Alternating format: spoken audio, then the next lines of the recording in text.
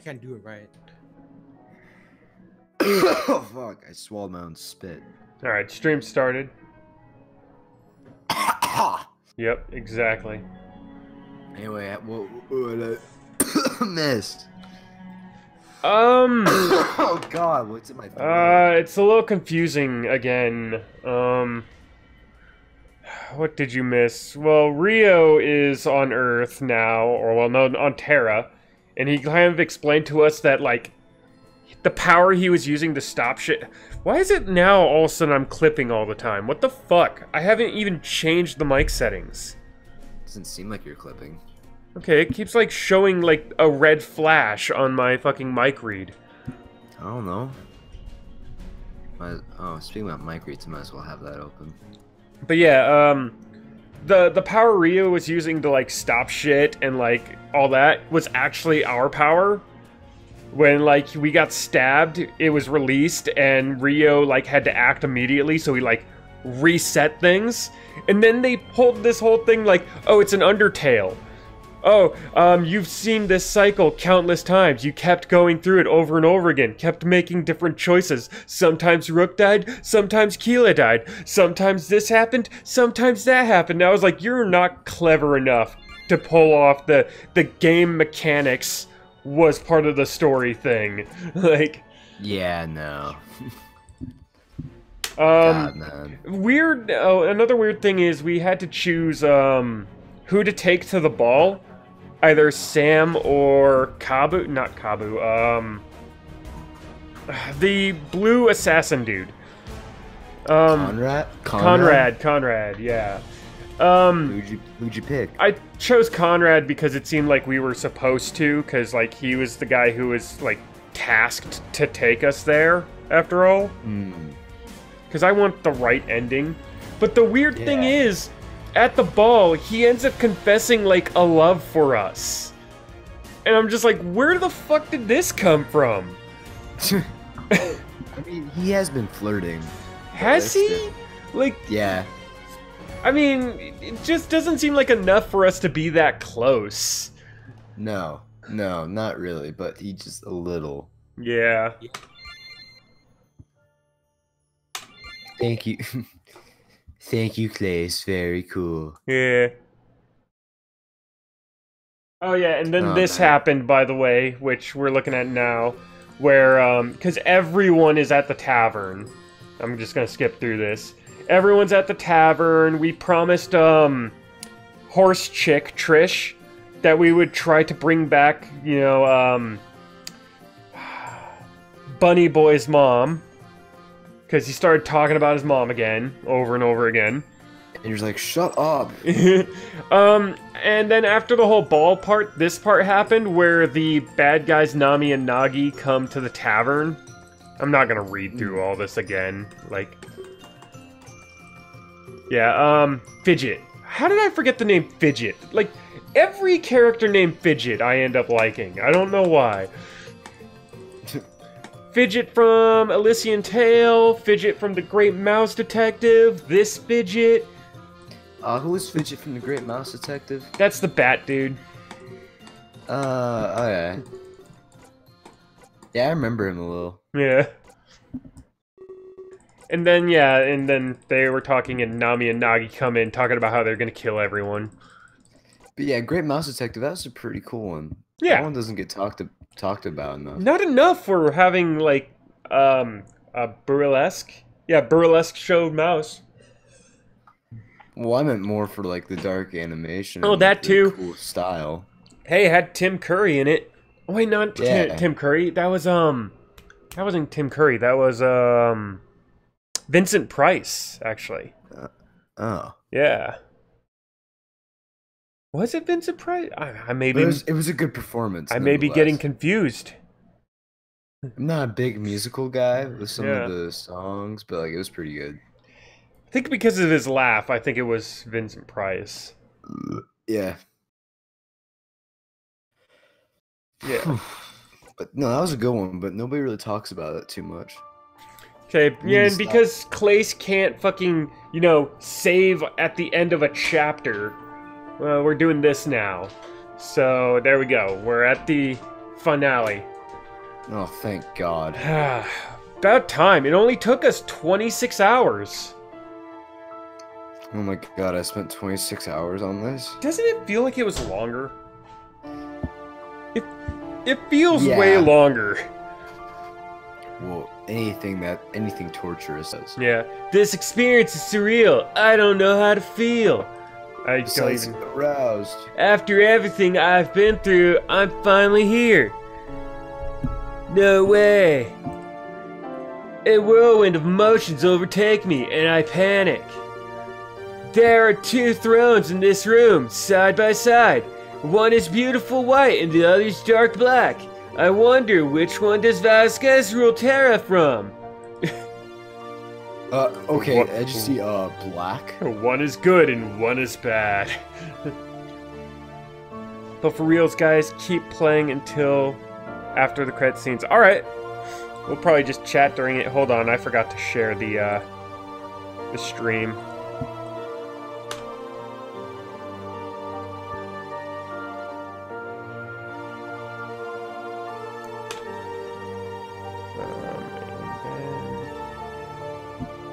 Man, there's one part, man, like, where we were at the CVS, and we filmed it, because, like, we were looking at the shittiest sunglasses.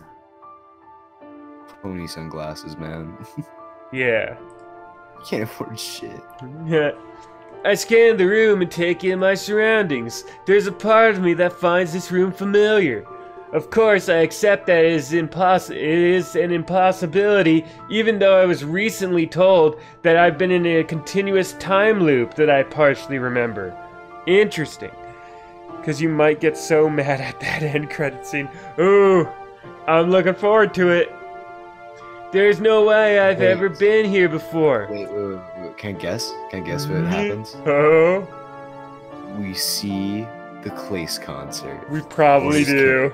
We probably do. I'm not sure where Vasquez is, and this concerns me. But as if to startle, the door behind me slams shut. I quickly turn and look to see a man clad in royal gear. It's finally happening. We did it. It's happening. This is Vasquez. After all this time, you're finally here. Wow, a different frame. Look at that. You can just see it. Oh, wow. Yeah. Oh, should I open up this so people can see the other? There we go. You're finally here. I started to think you might not make it. He's got a big bloody wound. Yeah, not healing. Please, offer me your hand, Sniddles. He puts forth his hand and look at me expectantly. Oh, by the way, one thing Rio did tell us last time is that I guess supposedly Vasquez created us? Yeah. Okay. It's weird, confusing. Rio was created by Vasquez. Rio believes we were also created by Vasquez. And he was also put in the Ark by Vasquez to watch over us. So you're saying he's your dad? I don't know. It's weird. No. Here's the thing. No, So he's like this all-powerful being like God, right? Yeah. But for some reason, God created a being more powerful than God. Well, I think what happened is because, like, Rio said when our power, like, we got caught in this like continuous loop. Every time we repeated, we got stronger, and we've been doing this for like thousands of times. And now he's like hoping that now I'm powerful enough, so he basically broke the cycle by releasing himself from the Ark. But that doesn't make sense because the actions to release him from the Ark had to have happened in those previous cycles. Also, how does getting stabbed start everything? I don't know. It released the power, and in that minor moment, Rio froze things by using that power. Moment. Yeah, he basically used that moment, that power in that moment to freeze everything and then reset it. That's so So. fucking stupid. Yeah. Guys, we're it's almost done. We can do this. Oh my god, it's such an emotional game. I'm hearing myself repeating in someone's sarcasm? fucking microphone. More we put on headphones. Oh, sorry. Oh. I do have headphones on. Okay. I just got turned them. Sorry. He puts forth his hand and looks at me expectantly. It's not in my nature to leave a king waiting like this. I quickly put my hand forward and introduce myself. He has a firm grip and happily leads the interaction. I know exactly who you are. There's no need for introductions today. If I'm not mistaken, you know me as well. He releases the grip on my hand and walks away. Moving toward the throne, I promptly follow suit. However, he doesn't sit, he stands between them. I was told you met Naomi and Nagi earlier. That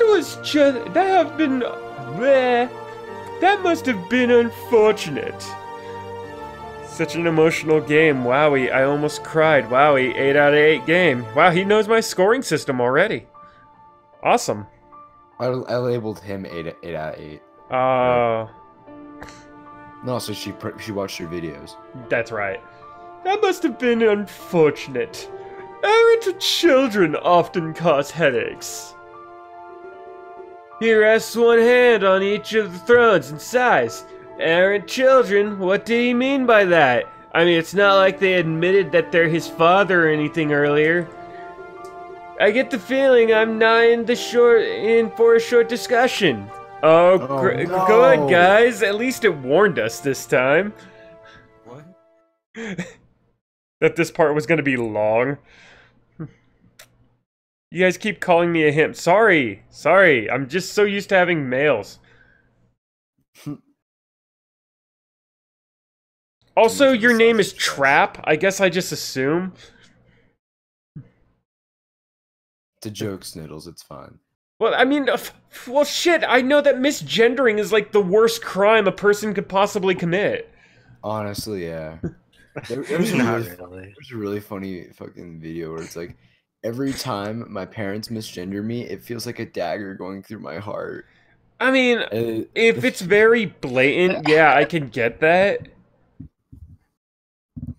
But then, Yeah, then I Mr. mean, can I say Krabs- my feelings on it?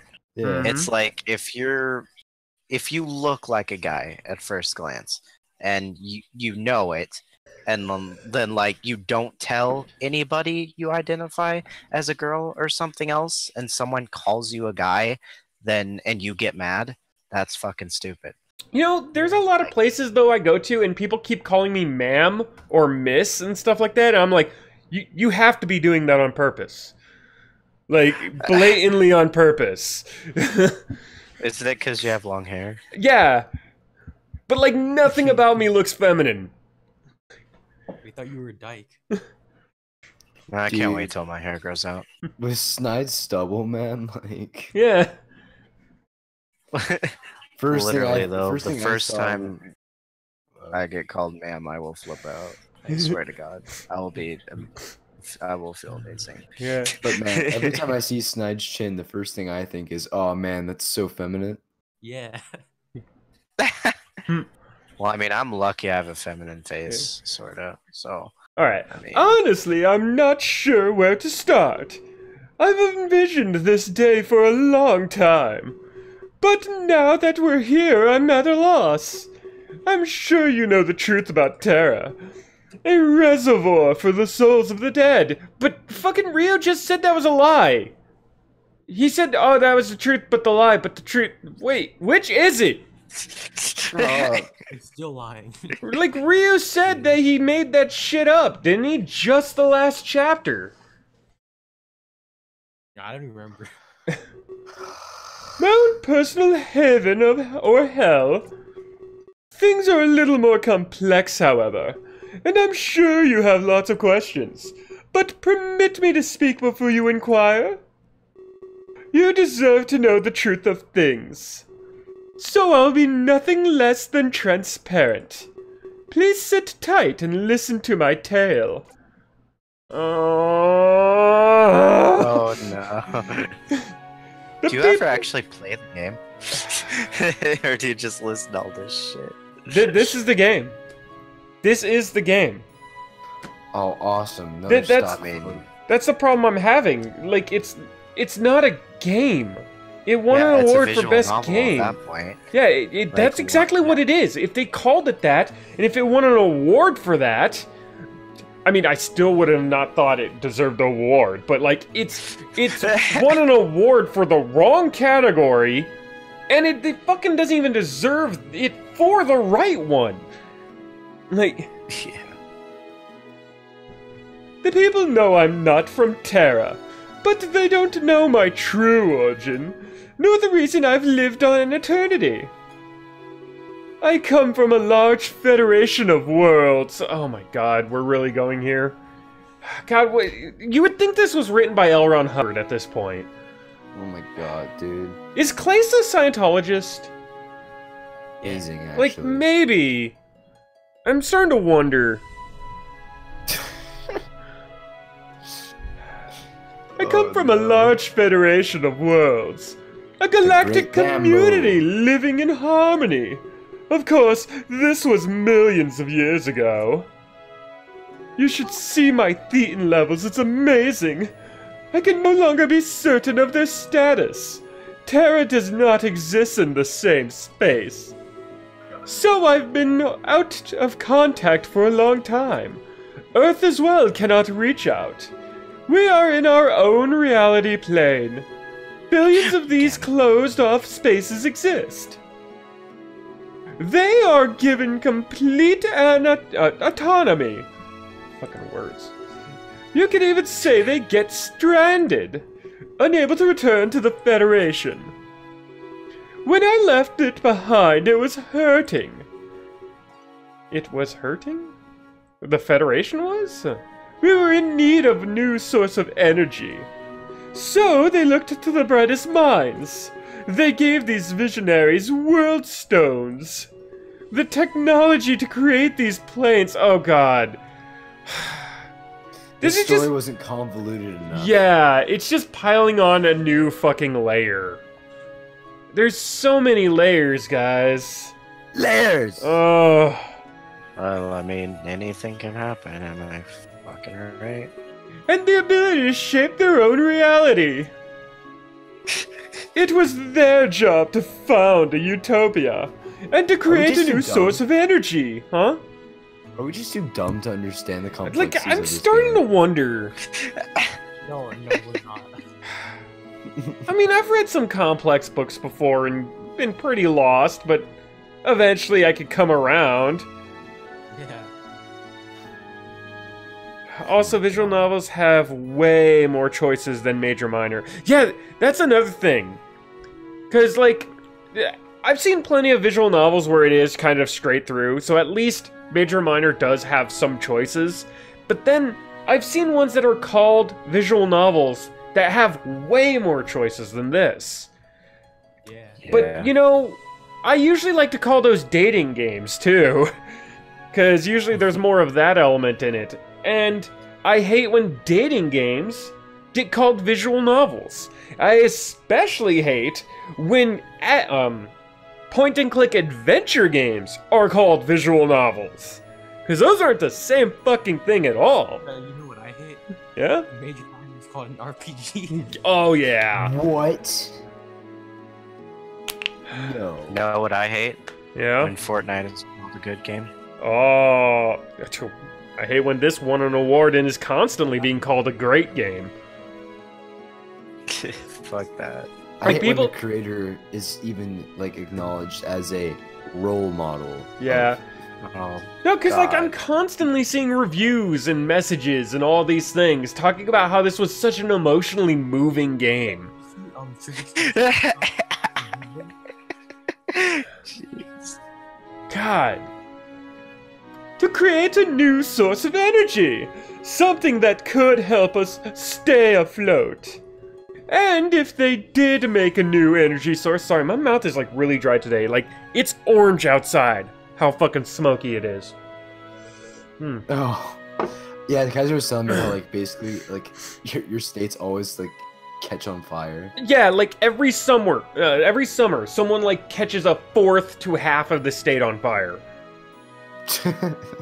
You wouldn't think that it would be that easy. This is the evergreen state. It's fucking like, it shouldn't be this dry. It always happens here. Yeah. Oh It yeah, doesn't I saw happen that in trigger. Aaron, Oh my Kansas. god, this is another one. I've just played this game. I wanted the best. I've got this. I was crying. I know. I'm weak. This game is just so good. Now I have to get the true ending. 9 likes. Oh. This is just saddening. If they did make a new energy source, they'd use it to break out of their plane. They'd present this power to the Federation. No, he's using planes of existence. But the power required would be vast. Breaking free would be a sign of success. Otherwise, they'd be stranded forever. Though that wasn't really a bad thing. That was the secret nature of this project. If the Federation died, we would live. I mean, we already kind of knew this because they talked about the Exodus project, which, like, Yeah. swallowed Fidget's mom. Mhm. Please, dinner. Yeah. Their catastrophe would not reach us inside. And we would only break out if we succeeded. It was a failsafe in both directions. Yes, I received several of these stones. I used them to try and save the Federation. Oh my god, there's elemental stones now? Instead, yeah, maybe there's gonna be like 4 fucking stones of the elements that we're gonna have to collect. Several. Yeah. But Final instead, chapter on this one. I caused so much disaster. Oh. The first thing I did was create Terra. A place for me to hide if things failed. Well, it was a long pause because it was fading between 2 screens. I My know, very- but it was just good timing. Oh yeah, my very own utopia away from harm. Then I had to create another world. A world where I'd conduct this experiment. After all, I was a Federation scientist. I mean, see, just proof again, guys, you have to have a really high IQ to enjoy Major Minor. Oh my god. But It's I just thought like- outside of the box. Go ahead. Oh, go ahead. I don't know what I was gonna say. Alright. I've heard Clay's other game is even worse than Major Minor. No. What? No. No way! The other one That's actually looked like a game. Dude, that's impossible. Like, I saw screenshots of the other one. It looked like it was at least a game. No. You know, how much do you want to bet this? Because the furry fandom fucking loves this game. How much you want to bet I play the other game? It turns out to be really good, but all the furries hate it. Dude, that would be fucking stupid. Like, I'd probably have to leave the fandom at that point. If they're that fucking clueless, like... Yeah, like, what if that one's actually good? But, like, no one Yeah. likes that one. Yeah, they all hate it. This game would make you quit. After fucking 14 or like 16 years, man. Mm-hmm. This is the fucking thing. Wow, that is... No, like, I'd sit there like, how could the furry fandom, like, be this fucking wrong? Like, I can't support it. Oh my god, dude. I don't know, I haven't played it. That's nutty, fam. Trigger Trap said they'd quit too. But I thought outside of the box. If I created it, I knew I'd fail.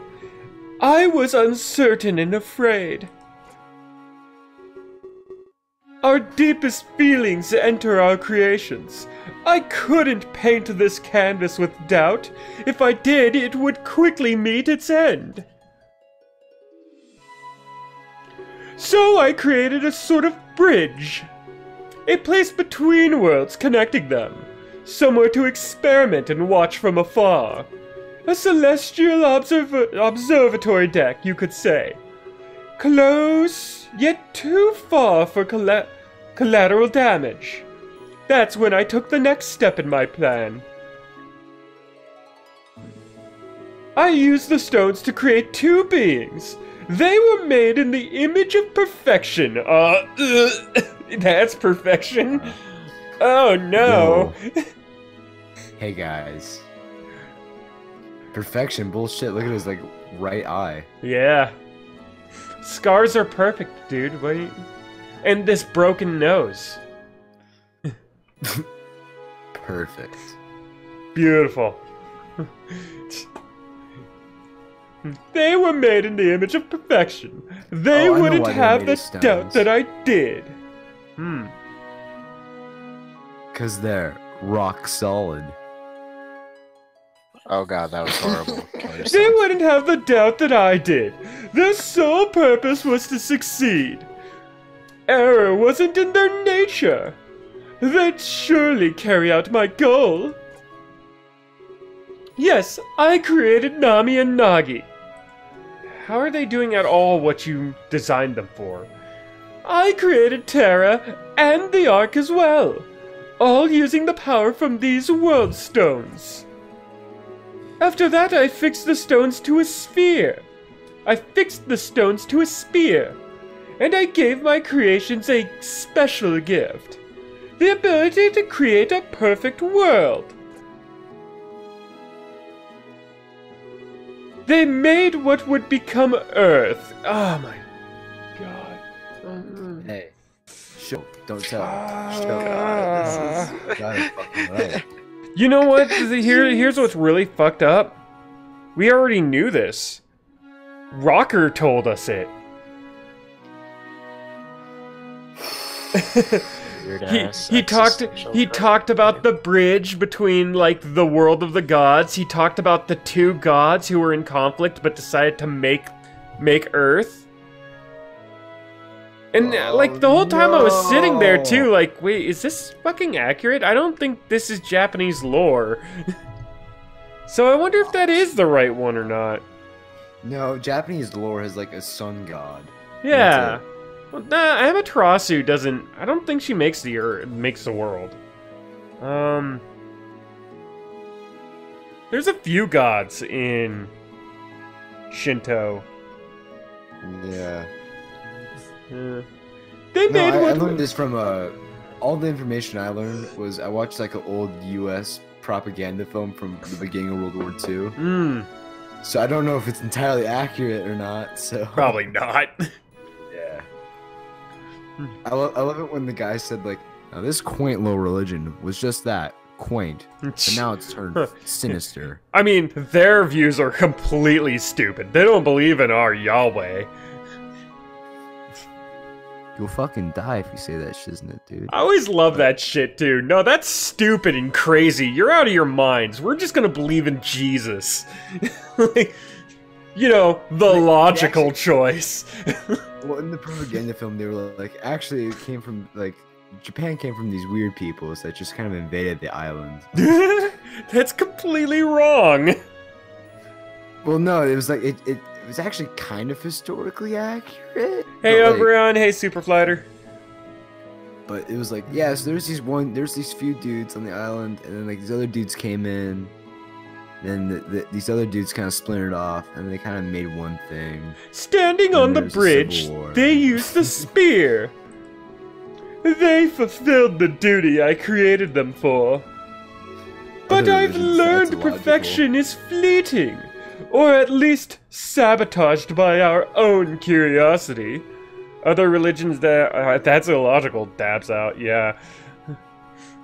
Also, Christians changed the name of like the one god Well, yeah, because, to Jehovah.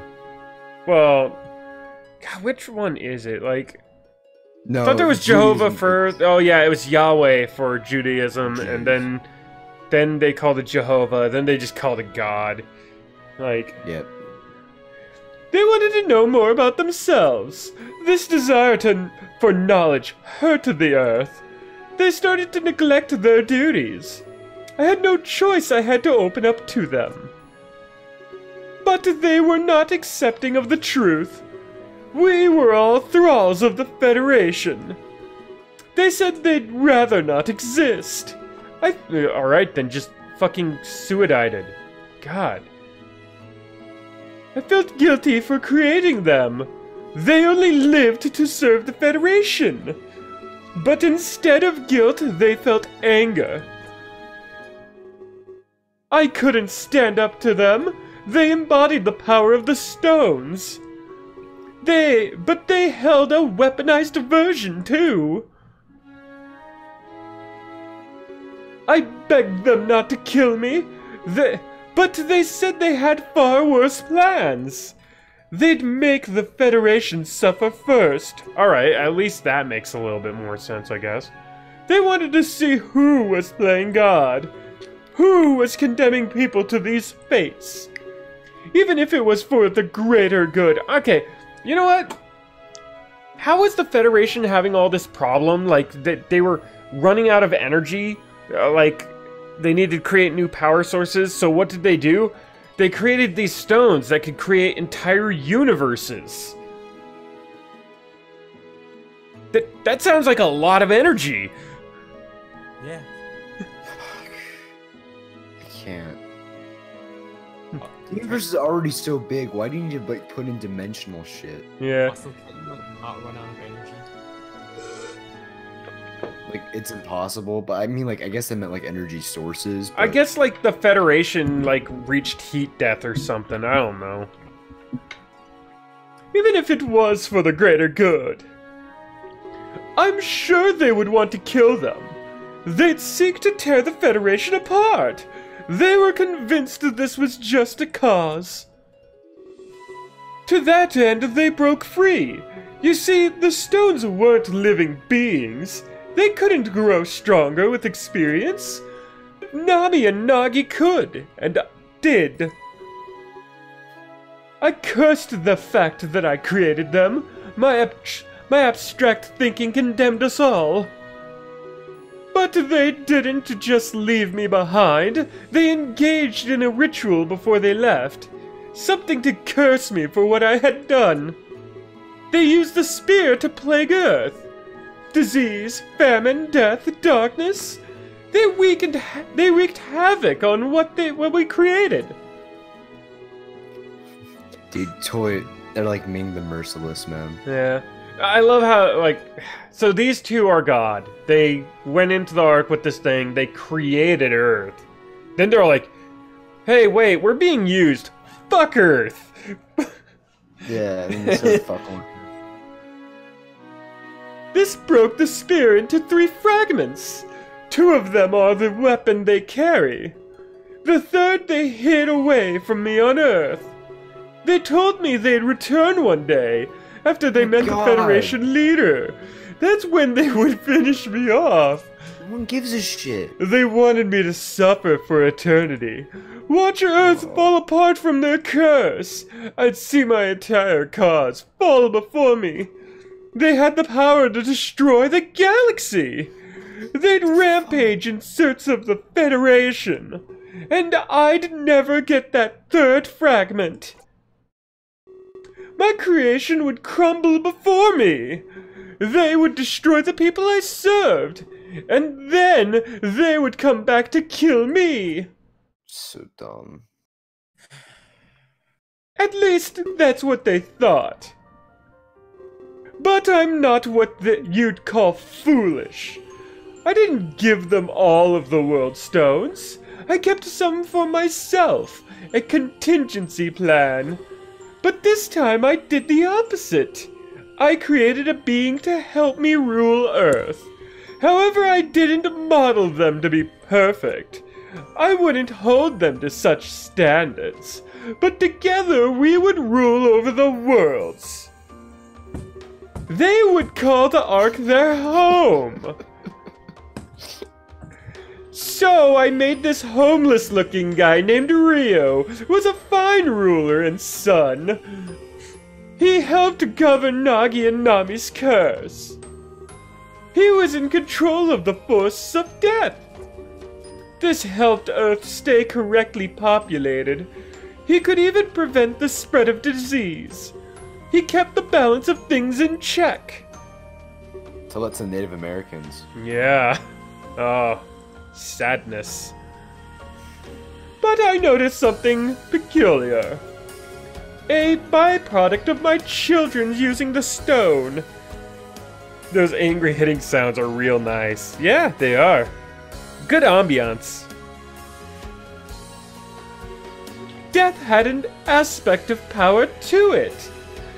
When someone died, energy was released. I don't know how to explain this, but it was an unfathomable amount.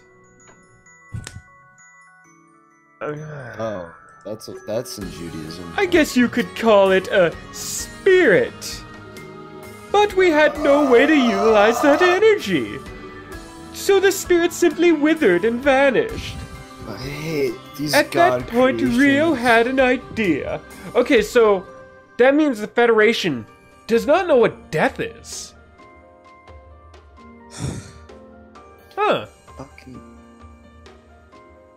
They just have these immortal boys just running around. Yeah.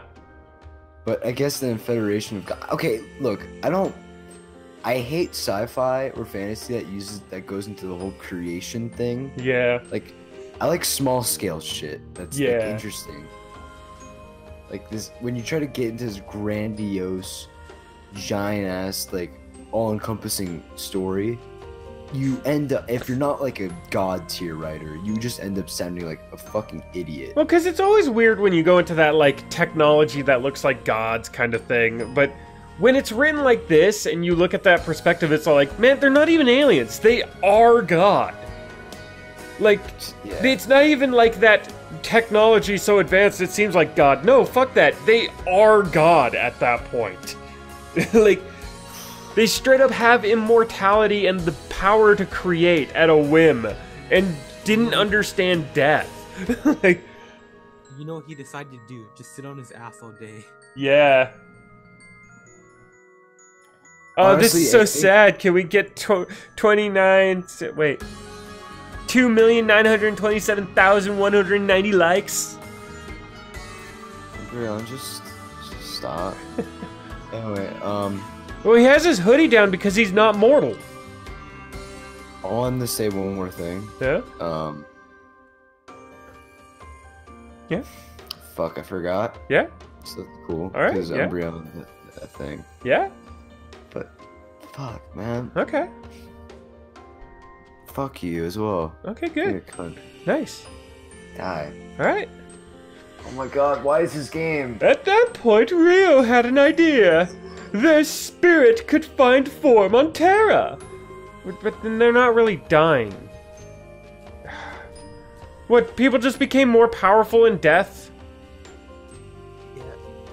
It's like... whatever. Oh, okay, I know I was gonna say. The story would honestly be like a lot more funny, or like, I guess, realistic if there were these god characters and they were just like, well, let's just make this giant ass battleground and they called it Earth, Yeah. you know? Let's just make it like the most violent, like, and cruel place possible, and like that, like, or something. And they're just like bored as fuck, like in Greek myths, Yeah. instead of this like, oh, god sci-fi bullcrap. Yeah. Then you just got the Elemist and Sirac, or whatever it is, where they like kind of the Elemist was kind of responsible for Earth actually surviving, and he decided to lay claim to them, so they would be basically his playing piece in like a galactic chess game. Animorphs was a good series. I've never even like read one book. Oh man. How else are you gonna get a transformation fetish? It's about to say, Yeah. I guess werewolves. I Yeah. liked werewolf movies a lot back as a kid. Only 5. When they died, they'd come to my paradise. I agreed without a moment of hesitation. Scribe dies at the end Infinity War. Oh man.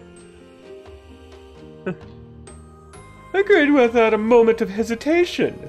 Umbreon, put- if you were sorry, you would have made the joke. We put it into effect as soon as we could. I used the last of my world stones for this, but I knew that it would be worth it. the energy started flowing through Terra. When they arrived, we wiped their memory. We made them think they fled their home. They wanted to start life anew on Terra. Their life energy would no longer be wasted. But they're just... How is that even life energy? They basically... Oh, they left their body and now they're just souls on this ethereal world, but they're still physical beings. You basically just made a copy of them. Whatever. I guess I'm just not smart enough. We even created a questionnaire for them. What the? They told us their likes and we catered. This really is Scientology. No, this is fucking Scientology. This game Like, just got better. Do they fly over to Terra in like fucking, what are they called? The fucking 747s? I mean... This is so cool. Can we get 4 likes? Totally Spies. What fetishes does Totally Spies have? Like, that's the no, it had nothing. Totally Spies was like the most pointless fucking show ever. No, yeah, have you seen the episodes tonight? I've seen a few. Okay, I don't remember them worth a shit, but... Like, I forgot who made a video on it. But someone made a video. It's like a shit ton of fetish view. Really? And and like Pat Beeson talked about it on a podcast. Like a lot of episodes are really like really fetishy. I'm gonna have to take a look at this, because if that's true, then that makes it good review material. Yeah. Whoa, so Totally Spies made Superflight a furry. Yeah, I must have saw all the wrong episodes then. Yeah, you probably saw all the fucking boring ass ones. Yeah. Like, I would say Teen Titans has way more fetish fuel. They told us their likes and we created. Terra had its own... Yeah, catered, my bad. Terra had its own laws of reality. I figured that was the wrong word. Expanded to accommodate this traffic. You could call it a growing paradise. Human traffic. That is what gave Terra its image. We were always open for immigration. However, they were only coming from Earth. I did have an ulterior motive, though. I wanted to grow this power on Terra.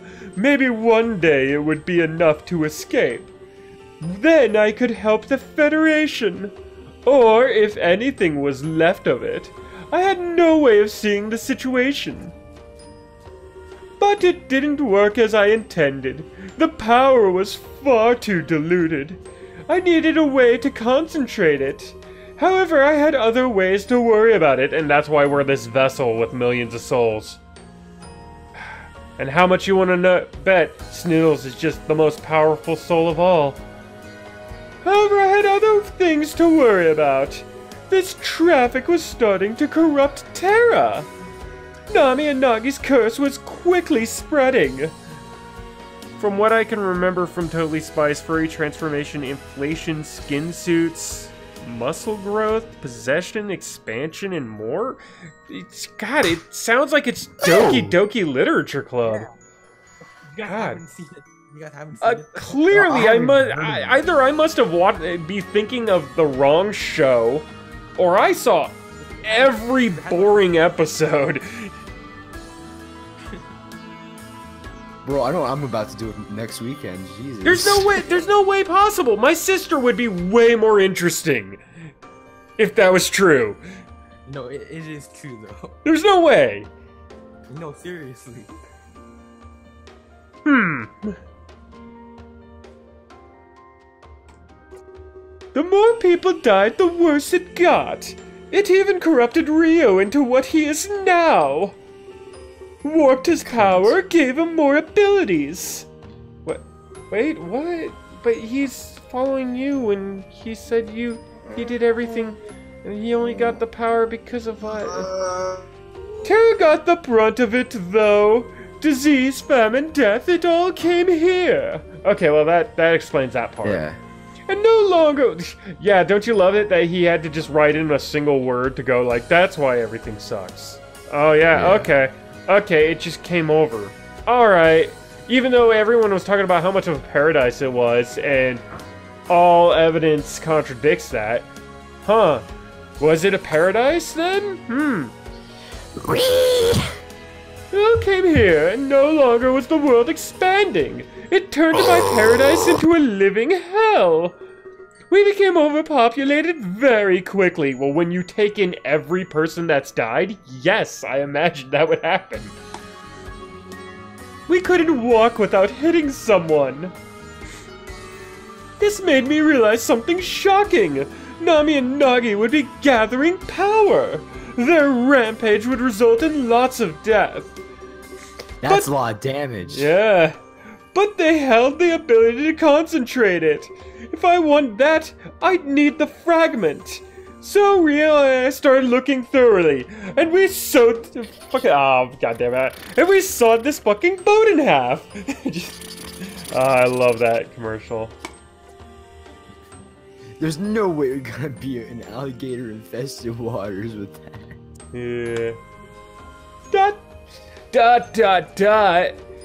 We looked and searched all over Earth. As he continues on, I'm just like fucking my head's exploded, and he's just going on like I'm fucking dripping like scanners.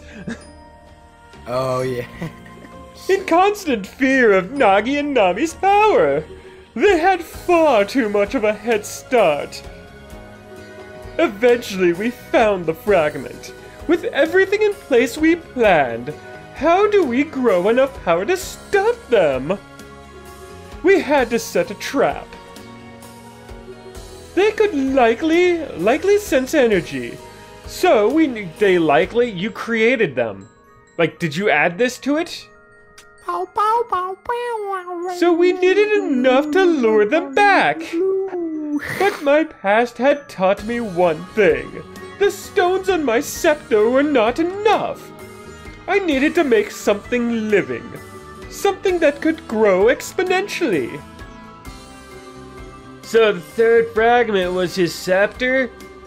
As unbelievable as this is, I was following along. He had a way of explaining things in a clear fashion. Yes, in a very dumb and simplistic manner that probably explains why this plan went wrong. Sorry, I'm getting ahead of myself. Basically, we wanted to lure them back. We'd unleash our power and tap into theirs. After all, they were harvesting too. I had to assume they held more power. How the fuck do you even follow along with this game? I guess. So we only needed to get their attention. When they came, we'd spring the trap. Everything would be present in one room. All three fragments, them and our lure. A battle would likely ensue, but everything would be connected. We could unleash every bit of power. That's when I'd break free from here. But I wouldn't stop at just that. I'd go on to break out every reality plane. Wait. Yo, Okay. So he wants to connect to all of the world stones. wait, Yeah? Snide. Go on meme bin real quick. I posted. Actually, no, don't. It's not that bad. It's just a new Woo. It's just a new Woo Doom.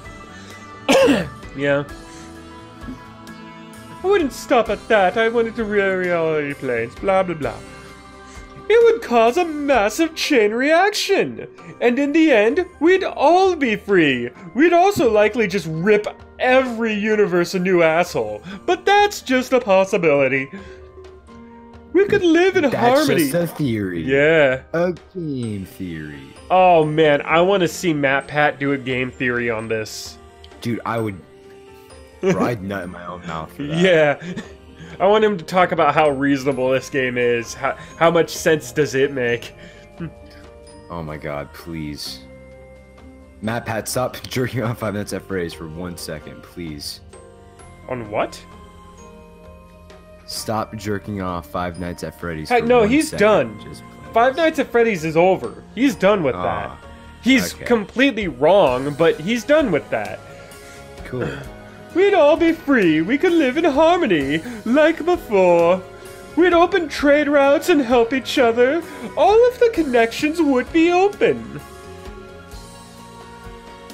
No, just Clace is just too high IQ for us. Yeah, exactly.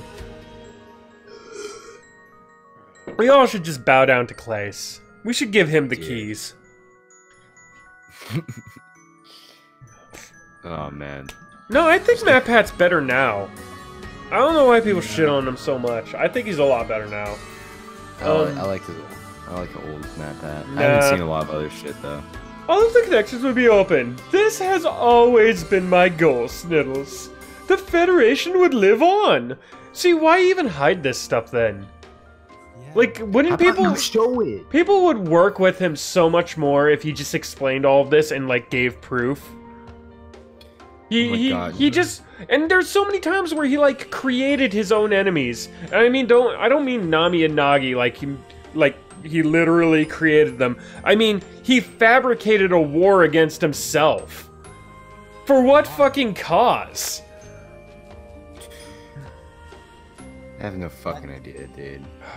Also, like it would have been so much better if people knew about the Federation. It was like Yeah. mythologized, like this giant federation of gods or something, or like, or if they talked about energy, or if they talked about literally any of these elements. Yeah, no, they just hid it from before. everyone because I guess they couldn't understand. No, it would have been. It would have had so much more tension if everyone also on Terra knew that they had died before. Yeah. As well, and it's like, yo, this is kind of like the afterlife, I guess. It's still shit though, and like, Yeah.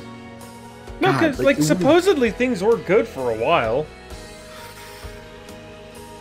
Oh, and I know, remember but that then whole you thing could've about, like, other universes having different time, like different paces of time and everything like that? But then Rio was like, ha, lol's just joking. Was he? oh my god. I would like to see some shit like a snide theory. You mean from me? I don't know, maybe I'll try doing some parody-like thing like that someday. Who knows? That's more of badgering. Well, actually, that's more of Secret Art of, really. Dude, Secret Art of Major Minor, 10 out of 10. Oh, Also, where's the Secret Art of Nugget and the Biscuit, you goddamn whore? the Federation would live on, and billions of worlds would coexist. I'd do what no one else could accomplish. That's what I told the people too. No, you didn't! You did not!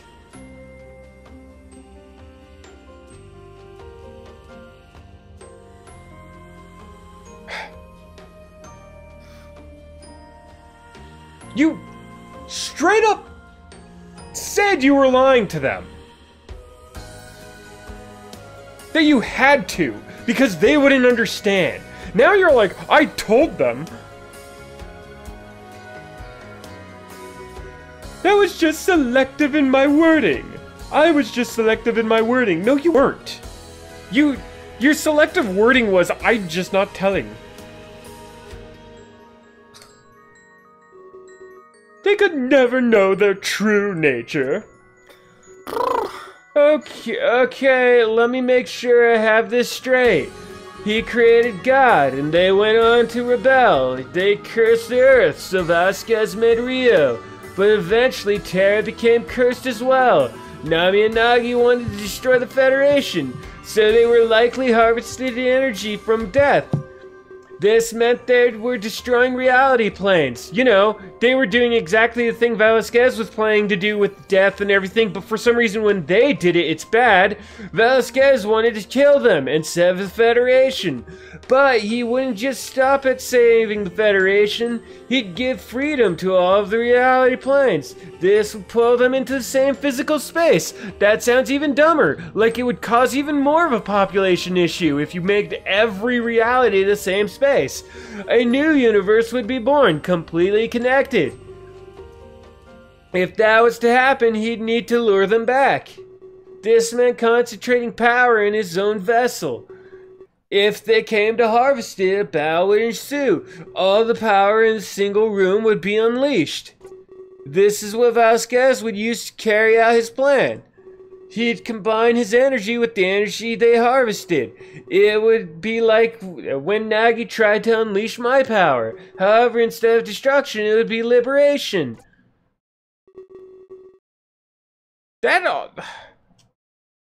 Was that supposed to make everything make sense? 'Cause no, that's convoluted.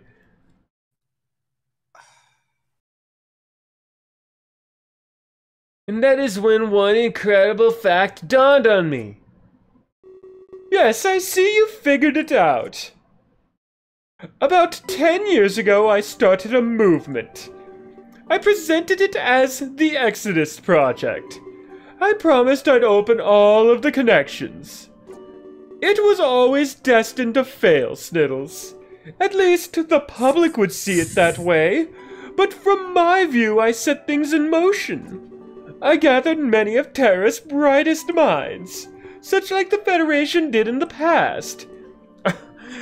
Don't you love this cycle that's happening? The Federation, a bunch of godlike beings, collected the greatest scientists to create new universes so they can go off and try to, like, run experiments, essentially, to create new power sources. And then him, in his infinite wisdom, did the same exact thing. Created some other people to create other universes. When is this cycle gonna end? Or, like, maybe in Earth we create another bunch of people and create new universes and go and see those guys? Oh my god, it's like the Rick and Morty episode. Yeah. The Tiny World. Yes, exactly. It's That's actually it. the same thing No, it with is. energy. It is that. It's exactly that. Dude, high IQ to the max. Oh my god. Oh. Together we'd plan a course of action. We needed to create a living being. A vessel with the power of a world stone. This sounds like slavery with extra steps, exactly. No, it's free will with extra steps. Yeah. But they have their own economies. Yeah. A vessel with the power of a world stone. Such a feat seemed almost impossible. But one night, but you can do that. I don't get it. He did exactly what this supposed thing is. Nami and Nagi were that. He used 2 stones and created these vessels to, like, these gods to do this. And it's like, alright, I'm gonna do it again, but this time I'm gonna call it something different. Wow, that's amazing. That thing I did before, I thought it was impossible. I hate this game. But one night I was stuck. I was struck by inspiration. A method that would surely accomplish this. Of course, I could never tell the others. It involved their sacrifice, Sniddles. I killed them and stored them in my staff until I had enough power to serve my goal. Wow, what a good guy. He's so merciful and loving. So what would be the point of helping this guy at this point? Because we do. Fuck him though. But he did all of this to do nothing. I'm not proud of my actions. I didn't want to take after Nami and Nagi, but I needed enough power to create a lure. Then Vasquez killed PB and Fidget's mother. No! That's a horrible thing to do. I'm shocked.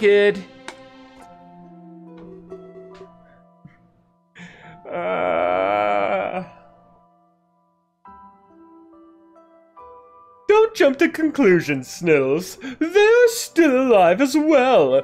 They're in the Soul Stone. I mean my gauntlet. He really is just pulling a Thanos right now. Oh my god, he's like Thanos, but with a god complex. I'm retarded. So he's like Thanos. Oh yeah, you're right. They're still alive as well, just held within the vessel I created. And that's where I was quite dishonest. It's me. The Exodus Project was not a failure. In fact, it created you. I am your mother, Fidget. I take a few steps back, and my confusion intensifies.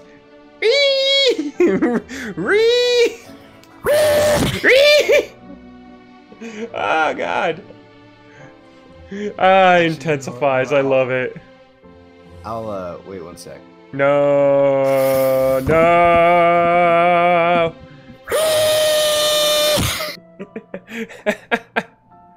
Alright. I start to panic. That was the last thing I expected. This feeling must be akin to what Nami and Nagi felt. I kind of figured this for a good fucking while, actually. Yeah. The main character's fucking clueless. Yeah. Am I just a pawn of Vasquez of the Yes. Federation? Yes. Please, my child, do not panic. It's not as complicated as you think. Allow me to continue explaining. No, please, stop. You were to help Terra's overpopulation. No!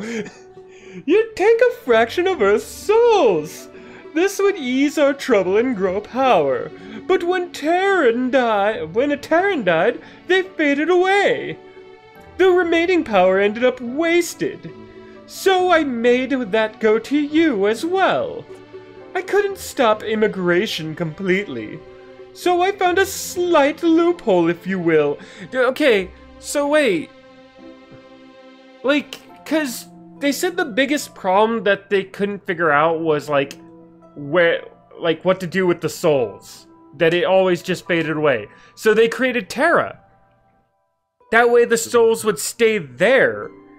But then, we're getting into that fucking Inception thing again, because, the souls faded away when people died on Earth, so we created Terra, so that people, when they died, it would go here.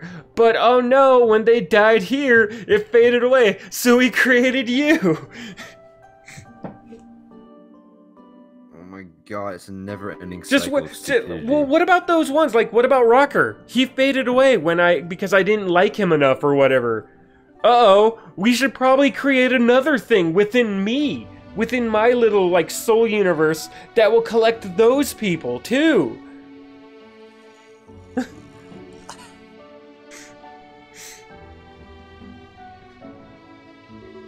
All the power would still end up inside you.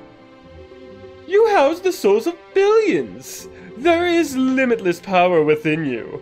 The most beautiful of my creations, Lucifer. How come I got laid so late in life? I don't know how to feel. This doesn't make sense. What about my memories and my name? I know this must be a shocking revelation. But all of these souls fight for dominance. You may inherit their memories or ideals.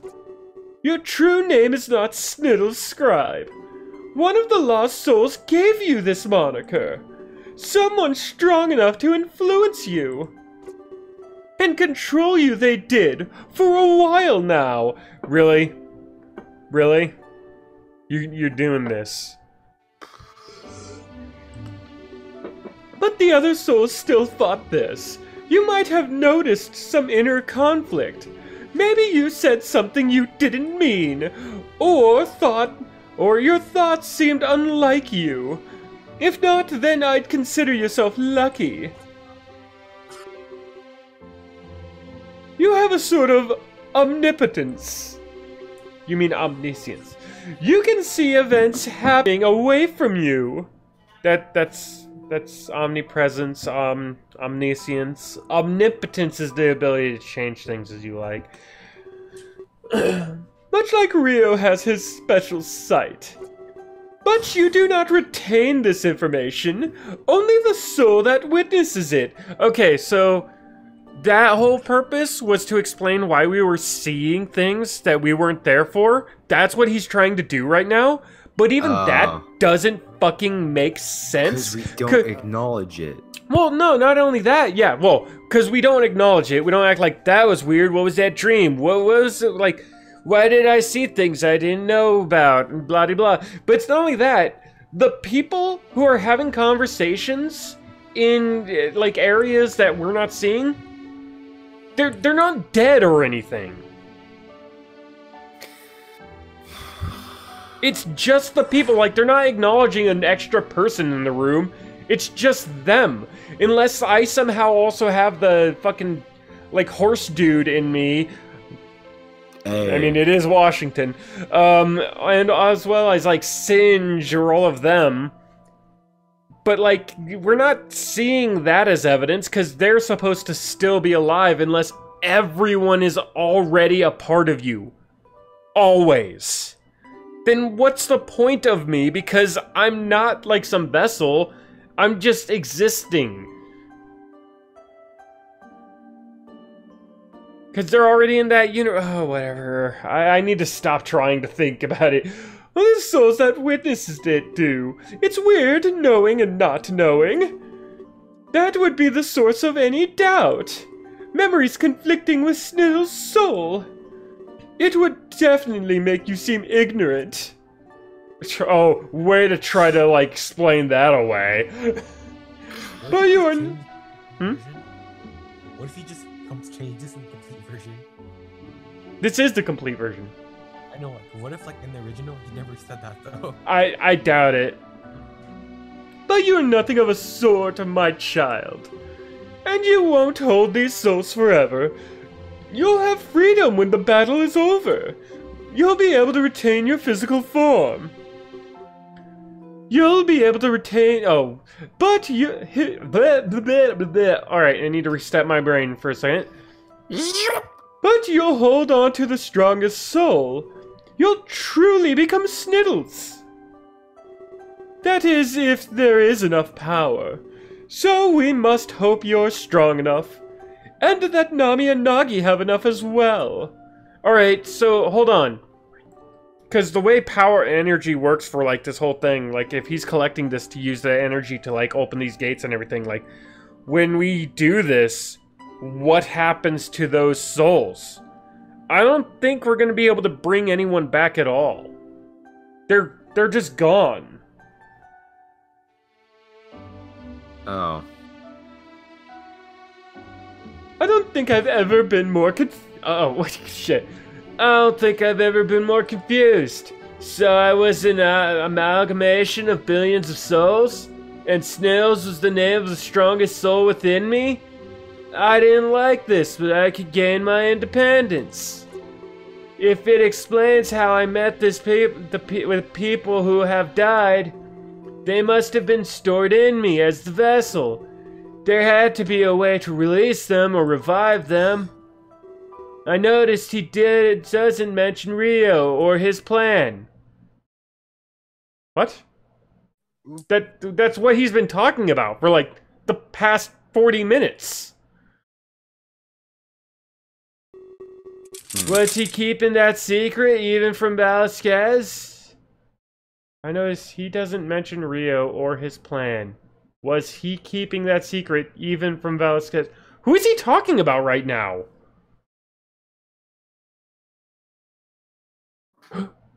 What? If that's the case, I feel good about my odds. Like, wait, I'm a little confused. Okay, I noticed he doesn't mention Rio or his plan. Was he keeping that secret even from... Wait, what plan of Rio's? Oh, the plan to bring people back, right. But even Rio said, I don't know. He's like, I've never seen power like this. Maybe it could bring lives back. He only learned about that. Rio had begun growing this power for an eternity. Oh. But Rio told me he didn't know what my power was. It's odd that sending souls to Terra was his idea. Wait, so are there, like, just multiple copies of souls in me, then?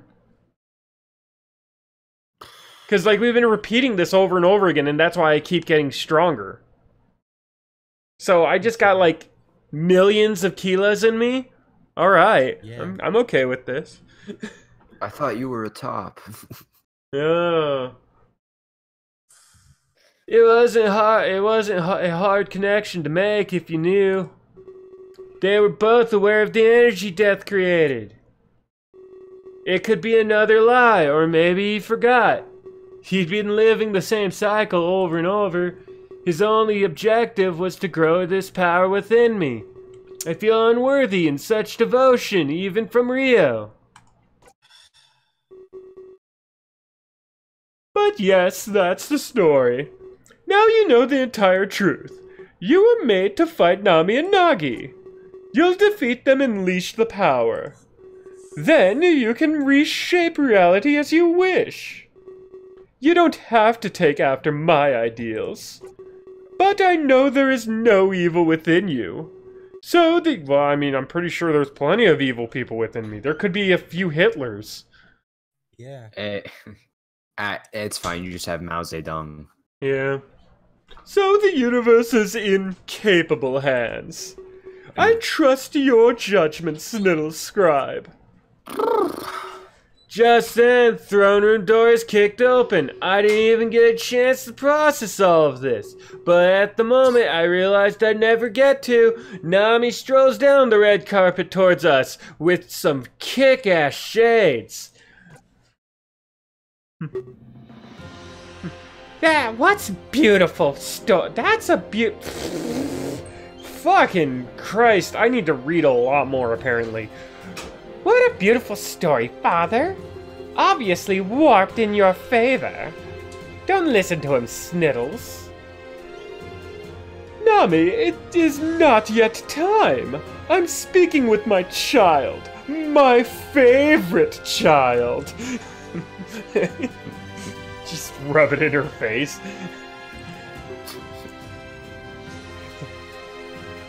We have much to discuss. So the Exodus Project made you, huh? I knew there was something about you, but I wasn't able to make the connection. Father mentioned the project succeeded, but I didn't know you were its creation. A living vessel, just like Nagi and I. You can't be the only one, though. We should have won in that ballroom. Someone tapped into the flow of the power. Father, you're a horrible man. You went on to create more slaves. Why didn't you learn your lesson? Yeah. I did, Nami. I truly did. That is why Sniddles and Rio won't fail. I've placed all of my hope on them. It's like having that one kid who ends up going to college. Yeah. Out of like 7. So the other one is called Rio. Another name to add to my list. None have been able to escape my wrath. Father, you're a foolish man. I can't believe Sniddles would trust you. You only created others for your own gain. Nami looks at me, displaying signs of sadness. Is that what that emotion is? She lowers her sword as if to show a lack of hostility. Father is a pawn, creating more pawns. He doesn't love his creations. If they rebel, he wants to kill them. I'm sure he's planning our demise, and it's likely he wants to use you. But that's all he ever does, use people. All of Earth and all of Terra. It's full of pawns to achieve his goal. Renewed sustenance for the Federation. Nobody here exists beyond that purpose, and that is the harsh truth of things. The Federation thinks they can play God. She's not wrong. Like, so far, she's not wrong about any of that. Like, can we decide with them? I mean, we shouldn't, because clearly she's killing, like, our friends and stuff. So they are objectively, by moral standards, the bad guys. And it's been distinctly shown to us that they are. Or at least they did think that. Oh, shit. What? Nami flourishes her sword before attacking Velasquez. She skewers the blade through his guts, smirking. Looking straight into his eyes, she laughs. Your Federation is no more, Father. Destroying it was almost too easy. Our sights have been set much higher now.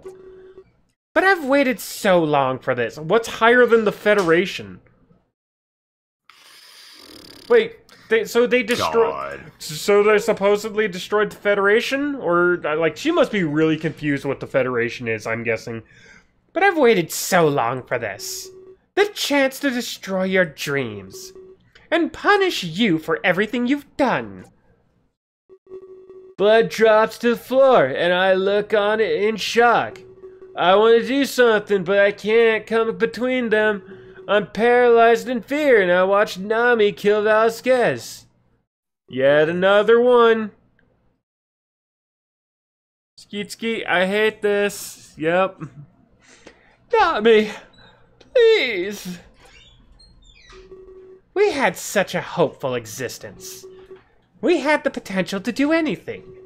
But in the end, we were slaves. I believe in a life of limitless purpose, not a life planned out by a creator. You can't tie me down with strings, Father. We lost all hope when you told us the truth. And now, I will do the same to you. Your Federation is gone, completely razed. You've waited millions of years. Wait, the fuck? So they've seen the Federation? They found it? That means they would have had to... That means they would have had to achieve the plan and actually, like, been able to cross dimensions and, you know... Another thing solved off screen. Tie that shit, yeah. You've waited millions of years, and it was all for nothing. No hope exists. You can't stop us. Vasquez trembles, losing severe amount of blood. What I miss? Oh god. Superfighter just asked what they missed. Nothing. I can't explain to you all of it. It would take too long. It's like trying to explain like fucking Gundam Wing to you. It would just take too fucking long, and there's too many sides switching constantly. Ugh, I hated Gundam Wing Zero. Like, you would miss one episode, and I swear everyone was on, like, different sides the next episode. Yeah.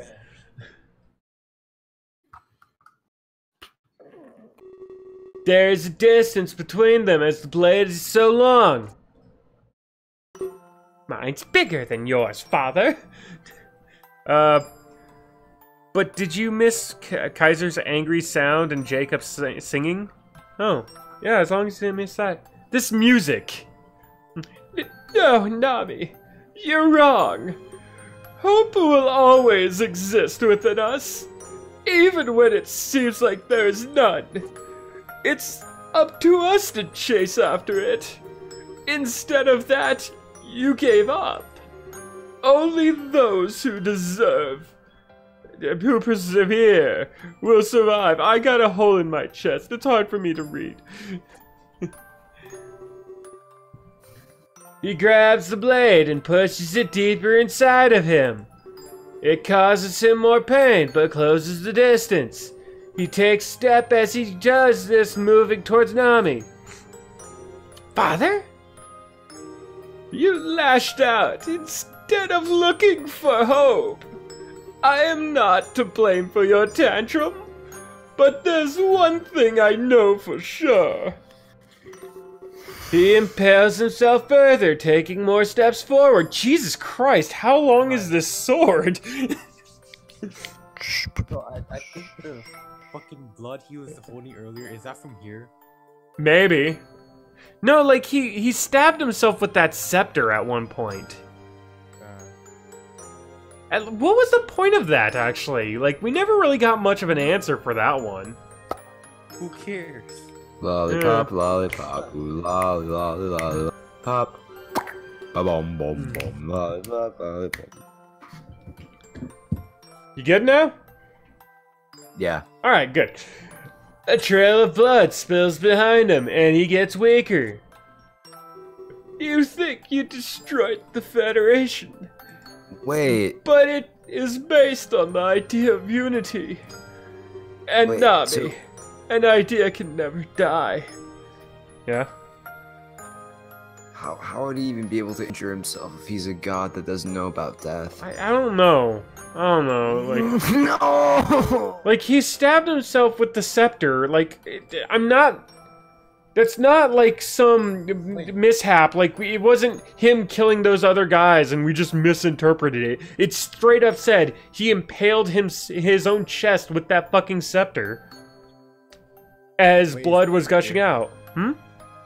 Is he a spirit? I don't know.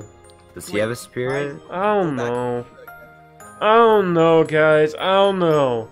I'm not smart enough to follow this. Will this game make you quit after I mean, 16 years? My Let's IQ, find out. my IQ of 128 is just not significant enough for this. Well, it's actually 128. Yeah. Wow, that's pretty good. Yeah, it's not bad. I mean, at times I second guess that because, like, man, I feel pretty stupid a lot of the times. Like, Yeah. you think you destroyed. Oh, yeah, I read that already. He's finally close enough to take action. He grips his scepter and drives it through his chest. Her chest, my bad. She grunts in pain, twisting the blade within him. Maybe you should have done that earlier. I'm sad and low. I'm sad I'm flying. I'm kind of sad that this is ending, but I'm also glad. Yeah. Oh, and by the way, hey, BioLizard. Good to have you.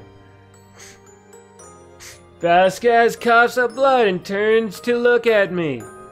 I knew this was over. He wasn't coming back. Snails, the rest is up to you. Shape reality as you see fit. Do what I always knew you could. God, I fucking hate this game. Nami turns So the bad. gear on her blade, crying in pain. The room fills with a fat flash of white light, but I can see the look on their faces, sorrow, like a father and daughter regretting lost time. You fuck this guy. And when it subsides, they're both gone. The only thing remaining is Nami's sword on the ground.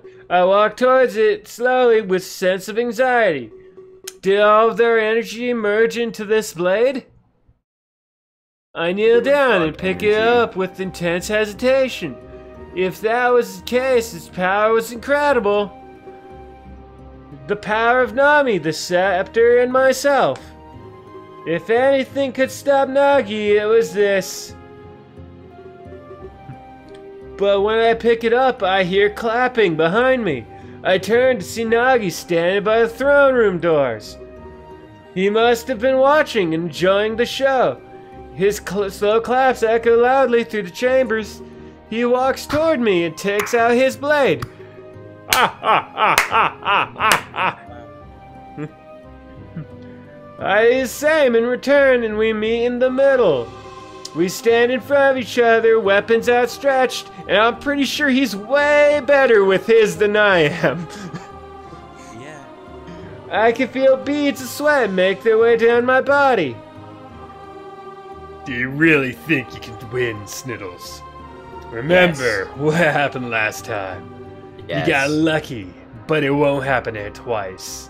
Yes. I stand my ground and grip the sword tighter.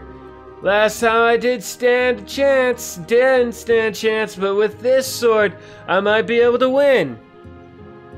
This guy only had... Oh man. This guy had only an eternity of training. I think I got a shot. Yeah. Yeah. Especially Jeez, if this it's game's connected to the power within me. Okay, like, a good way to subvert that, because, like, the expectation is that whole hero winning thing, but, like, if the whole point is for me to lose, to, like, do this, that would be more clever. Cause like there's no way. I would love to see that in an anime. There's no fucking way this guy could win. And then he just gets fucking ran through. And the enemy just like kind of miscalculated. You know? It's like, oh shit, no! Now we're merging into one being! I didn't realize this is what would happen! Like the enemy beats his ass so hard they merge into one. Yeah. And then we just got the Dark Crystal. Oh yeah. It's like every bad story like is that convoluted mess of just creatures being one. Oh man, but Dark Crystal is cool. I mean, it's cool ideas, but it's a shitty movie. Yeah, shut up. No, like trust me, You're right. I like the Dark Crystal in a way, because like I love the work that's behind it, the visuals and all that. I understand the story is shit. But it's such a boring nothing of a movie. I know. Especially if it's connected to the power within me. The power within. We've harvested for an eternity, you know. You were only created a decade ago. What makes you think you're stronger? Yo, I'm 10 years old? Yeah. Yeah. Nami was much weaker than I am. And the Scepter's power is almost gone. I can't see how you could defeat me. You might as well give up. Or at the very least, join me.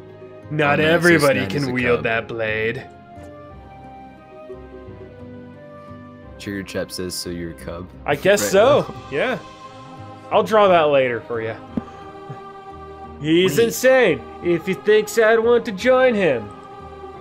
He and Nami must have destroyed so many realities planes. Wait a minute, this just came up in my head. The lives and countless billions were in this blade.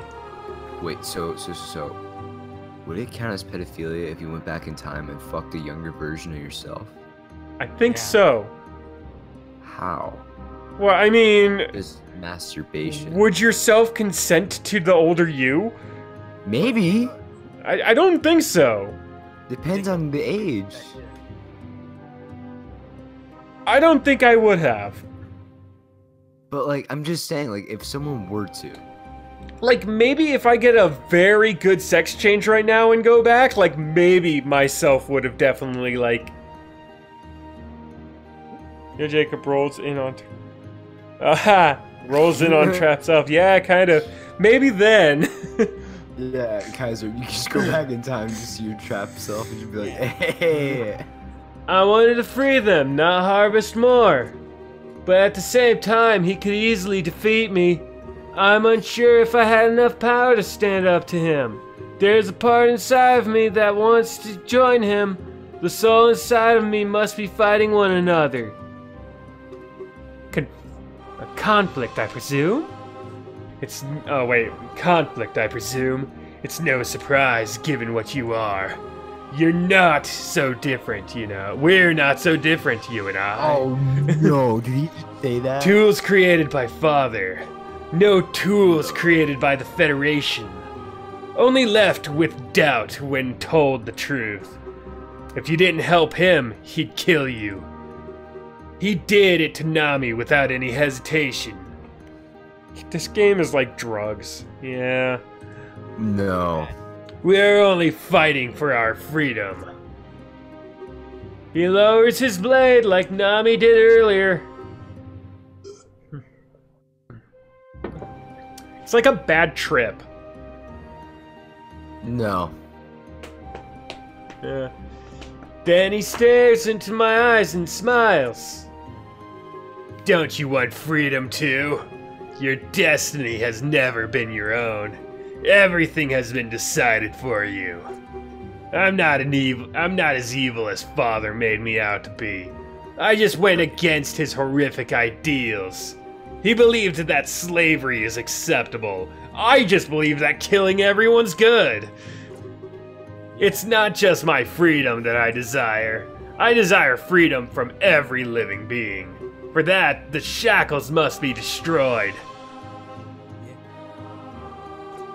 In this case, it was the Federation. And the scientists chosen as pawns. Believe me, they've been destroyed. But I realize there's even more. Our journey has been long, but I know it's somewhere near complete. There's nothing to connect anymore. We've harvested everything, Sniddles. Your reason to exist is now invalid. Okay. It's bad when the Filthy Frank universe makes more sense than Oh this. god, yeah. So did he just admit to single-handedly killing, like, several billion people? Gods. I guess, but, like, so far he's been doing it the stabby stab way. Dude. Yeah. Damn. Anyone try to taste of America Lays? Taste of America Lays. I do want to try it. I am very American. Wait, are those just like Lay's chips? wait. Are those the Lay's chips that like, look like Pringles? If they're not, like, flavored as Bald Eagle, I'm gonna be very disappointed. How do you know what Bald Eagle tastes like? Shut up. I didn't commit a federal crime, I swear. Yeah. Oh, that pain. Nami and I endured it for an eternity. All in the name of our noble goal. I can tell what you're thinking right now. So many souls are contained within you. All frightened all fighting each other for dominance. Their viewpoints may always conflict. But one desire will be universal. They all want freedom to live again. I want that for you as well, Sniddles. But I won't just stop at you. I'll make sure everybody is truly free. By death. I can't tell if he's genuine or playing me. As soon as he mentions inner conflict, my mind fires up. Millions of voices sounded in my head, and it's insane. He uses this chance to start walking toward me. Yeah, none of those millions of souls were suicidal or anything, or don't mind death at all. I can no longer grasp what thoughts are my own. Do I agree with Nagi or do I oppose him? My grip on the blade tightens and then loosens. This confusion allows him to keep approaching me. The one I'm eating is bacon-wrapped jalapeno pepper. Oh god, I did want to try that one. I saw that in the store today, but I was like, I can't buy a pack of chips. I can't. Like, what are Lay's? Potato chips! Oh, BioLizard, are you from like everywhere that's not America? There's no way you...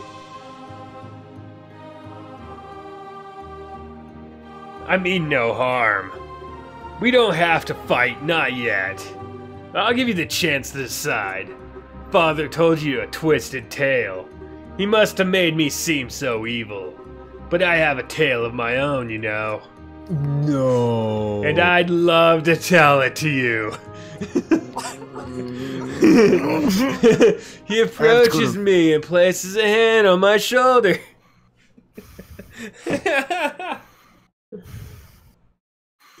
I hate you, Snide, so much right now. Alright, know what? We're gonna take a little short break. Let's all just go take a piss break. Take a breather. I need a little something for my throat if I'm gonna do more of his voice.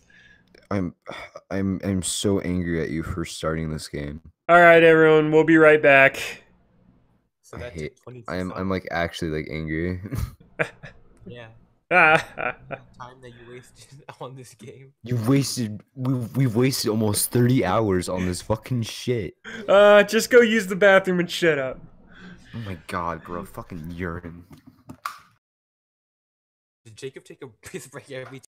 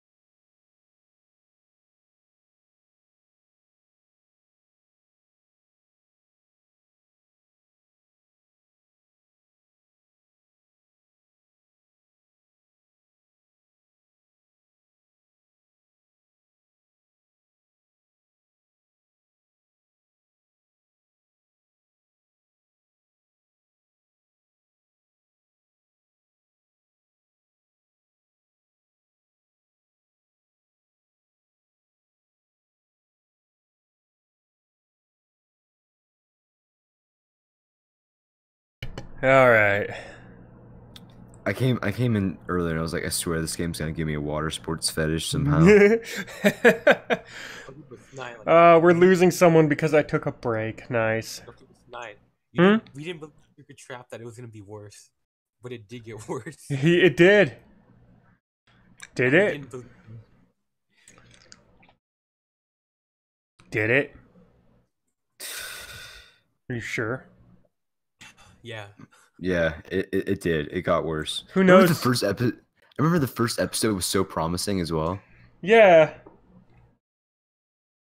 It's like, oh, it's gonna be a little romantic little romp through Tokyo, Japan.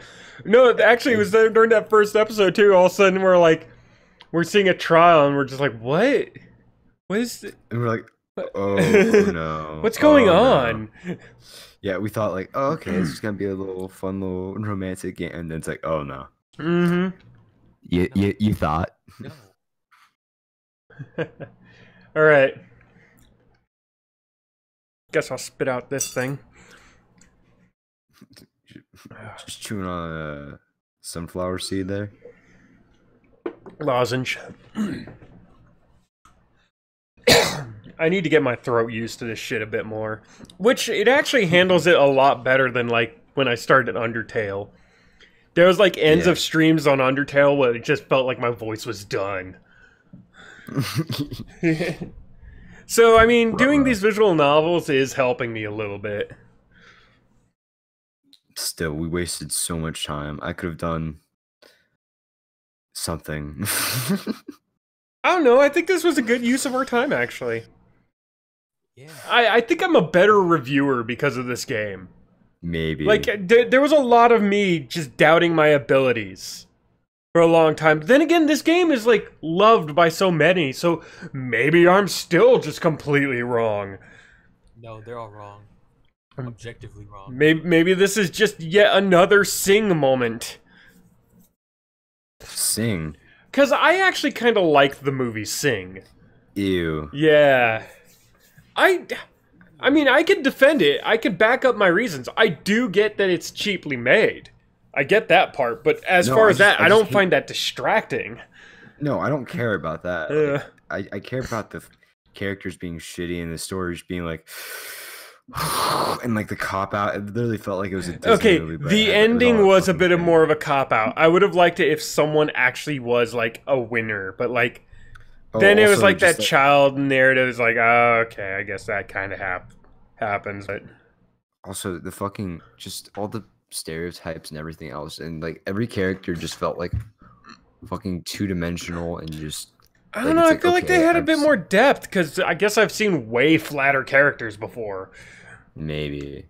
But honestly, I think it would have been better if they focused on like maybe if they cut it down to maybe like 3 and didn't have as many lame-ass jokes. Yeah. Had put a little bit more time into character variation. The characters are a bit stereotypical. I will say that. Like, you know what, man? I would have liked to see the mom, the punk, porcupine, and the mouse and or gorilla. The strange thing is the character that they seem to have been setting up for like to be kind of the main star character probably has the least carrot personality. Which one is that? The gorilla. Yeah, no, they should have like focused on the gorilla. He's purely defined by his family. Yeah.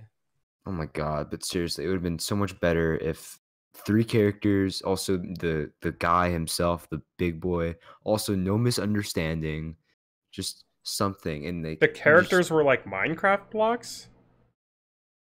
No, but like whatchamacallit, like I like the guy, I like the theater dude a lot. Like the guy who actually had the theater. Like get some potential. A lot of people don't like him the most, and he was the one that I thought like had the most motivation, and like people were all like, well, like he's just a scammer. I'm like, no, he kind of has to. Like he can't give up that. It would destroy him. Like just something, man. Yeah. Like, maybe like not have it be a misunderstanding with a whole eyeball. Maybe like. Yeah, that was a little. Well, I mean, how are you gonna set it up? But no, like maybe that was hokey, but it was very children's movie. I guess it's because I really do I really do kind of bring things down to the level for kids and stuff like that. Sure. The thing is, I could look at a movie and be like, this is insulting to kids even. Like, sure, Okay. they're dumb and don't get it, but like, you look at Zootopia, that's still a fantastic movie even for kids. And I still think Sing is a good movie for the audience it's aiming at. I think it's a purely mediocre movie that doesn't do anything, and it's just bland, which makes it even worse. Hmm. And so it's like, fuck. Like, kids understand like fucking mob shit, like a little bit, you know, like getting a loan shark or something. It would have been funny if it was an actual shark, like in Shark Tale, but Shark Yeah. Tale was garbage. Yeah, it's weird that they didn't use a shark. But like, for Shark would have had to been in water is the problem. Still, like maybe like have the state be a bit more Venetian or something. I don't know. I don't know, like, Just something. maybe I just don't see the flaws others see in it somehow, but like I just- the I've seen- things I've people seen- keep like complain about the characters being flat. I don't see that. I still see a lot of personality in the characters and all. You see, I just look at it and I just see it as like a giant fucking waste of time and like opportunity. Like it could have been something cool, but it just wasn't, Hmm. which pisses me off more. I think Instead, it's the just like this ending is generic part of that thing. problem Yeah, more than anything. The rest of the movie I really appreciate. I only The saw ending, the ending yeah. once. I saw It- most of the other. It's saw just a most bit of of a it. cop out for the ending. That's all. No, I mean I only saw the ending once. I saw the other parts of the movie like 5 times in one Hmm. day. So there's also a little bit of bias there. All right. Well, this is Still. unimportant. I God, mean, again, continue. like sometimes reviewers are wrong. I guess I have to go with Nostalgia Critic on that. I think there was one where he rated it and like everyone raged against him. Like, no, you're just wrong. What movie was that? God damn it. There was a certain movie though. He like rated poorly and just everyone fucking hated him for it. Nice. Yeah. He approaches me and places his hand on my shoulder. It feels like when Rio did the same thing to me. It's familiar, yet a little worrisome. I don't think Nagi would be taking me to the Ark. You'll get the chance to see my home. Oh, there we go. I'm enveloped in a flash of white light, much like when Nami spun the gear on her blade. But this is different, we're moving. For a moment, I wonder where he could be taking me. Would you like to save your game? Can we end the stream now and go and do it a different time because it's getting late? No, it's like, this is almost done. Like, we knew it was gonna take like 2 to 3 hours. We knew it would. Also, you gotta watch the end credits or whatever. Yeah. Oh my At God, dude. at an earlier time, in a fit of panic, escapees from the Wayfarer Tavern hide in the forest. Fearing their lives, they fight to catch their breath. BB, you need to calm down right now. We did everything we could. It's a miracle that we survived. Don't you dare tell me to calm down. Did you not see the same thing I did? They killed my brother, thanks to you. Nice. This wasn't my fault, BB. You didn't see what those two could do. It would have been useless to contest them. God damn it. Please think it. Fuck, maybe I'm super dyslexic, but like, I know I'm reading the fucking words wrong as I'm reading them. Yeah. Please, I know I'm dyslexic. yeah, please think about this rationally. I am upset more than I've ever been, but I didn't want to add to the body count. It was your job to protect us, though. You've been doing it for years, Righty. You can't just back down from a fight. PB, I know this is difficult for you, and also this is probably a very pointless scene, but we'd all be dead if we fought back. They have power like I've never seen. We need to be thankful we escaped. I hope Trish and Kaylin did too. That's like the theme of the story. My brother is dead. The game. Oh. But trust me, Fidget's not gone yet. How do you know that? How do you know that? They skewered him right in front of us. I held him in my arms before we ran away. How can you say he's not gone? PB fumes with anger, but this time it's justified. Okay. Remember what Rio told us, PB. Sniddles has the ability to fix all of this. Oh, that's right, I forgot. Right now, we need to focus on survival. This will all blow over soon enough. By the way, and we'll get to see everybody again. Also, Snide, I know you say Clay said good art for this, but I forgot to tell you he didn't draw the characters. Oh, I know he didn't draw the characters. I think you did before. Don't say that. At one point, I thought he did. Yeah. Then we looked up like who the artist was, and was like, oh, okay. He did the writing.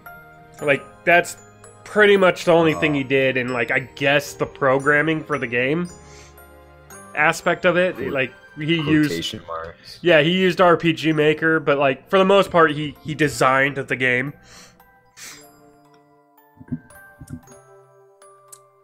Okay, and we'll get to see everybody again. Not just Fidget, but your mother, too. Do you really believe that, Righty? Yes, with all of my heart. I know that Sniddles can do this. You're lying. You said we need to focus on survival, but then you said death is irrelevant. Especially if Sniddles can reverse it. That's why I don't believe you. And why I think Fidget is really gone. You fear death. You don't want to die. You don't truly believe in Sniddles. You don't truly believe in Rio's words.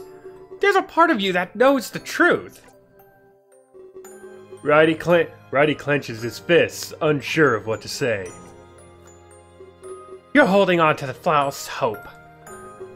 Just like Fidget's been doing for years. I miss him, Righty. I miss him so much. And it's all your fault. PB leaps towards Righty, presumably to attack, but instead he cries and hugs his friend. A fountain of tears runs down his face. I want him back! Righty embraces PB and starts to cry as well, shedding his first tears since the Exodus project. What a bunch of pussies. I'm sorry, that didn't really have the emotional impact that everyone said it did. Oh wait, people were saying that that's supposed to make you cry. No, they talk about how fucking tragic the ending is.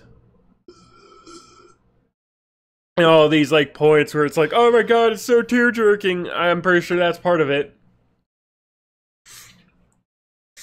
I don't think my eyes have ever been drier. It's like the Sahara. Yeah. When I open my eyes, I'm confused by what I see. There are also weird sensations in the back of my mind. For some reason, I think I see Righty and PB. Oh, okay. Oh, alright. You want to do that now, huh? Alright, it's just fucking retroactive.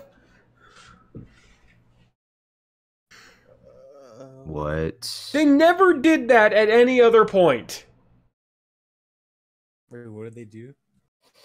They suddenly referenced the fact that that we're actually seeing it. I hate... It's the laziest fucking bullshit moment to do it, too.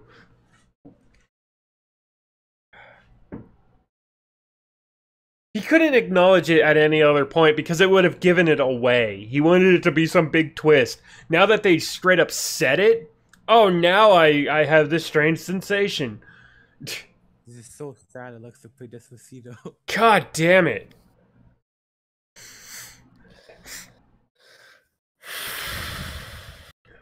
Oh, you'll hate Rook's ending part. He marries a Claire. But in front of me, actually a rusty hangar bay. I shake my head in an attempt to gain clarity. After a few moments, I notice Nagi approach me. Were Righty and PB in some sort of danger? If that was the case, I'm sure Nagi would know. It's weird that this is the only time I acknowledge the fact that I'm seeing other shit. I'm sorry for the mess, Sniddles. This room doesn't get much use. I promise the rest of the ship is clean. Rest of the ship? What does that mean? What's a ship? What's a door? What's that thing you're holding? This is my home, the Terminus. A flagship vessel built by the Federation. Seized with force by my own hand. But please, follow me, Sniddles. This room doesn't befit our conversation. It's merely an organic landing pad. Yep, Sniddles, the space part and alien stuff is the trailer in the trailers that were hyped up in the last chapter. Oh yeah, I forgot that they mentioned that. Right. So, I mean, I guess, okay. They wait for the final chapter. Yeah. Organic landing pad. Yes, it's able to transfer living beings, even if they are nowhere near the ship. As you can see, we don't get much company. He laughs, clearly a jab at the dilapidated room. I understand though, it's like getting beamed up. He must have transferred us from the Terra's surface. I think you'll find this place beautiful. First impressions can be a damning thing. You must have thought I was ugly at first. Without even saying so, he starts to leave the room. I have no choice but to follow him with hesitation. I grip my new sword, ready to use it at any time.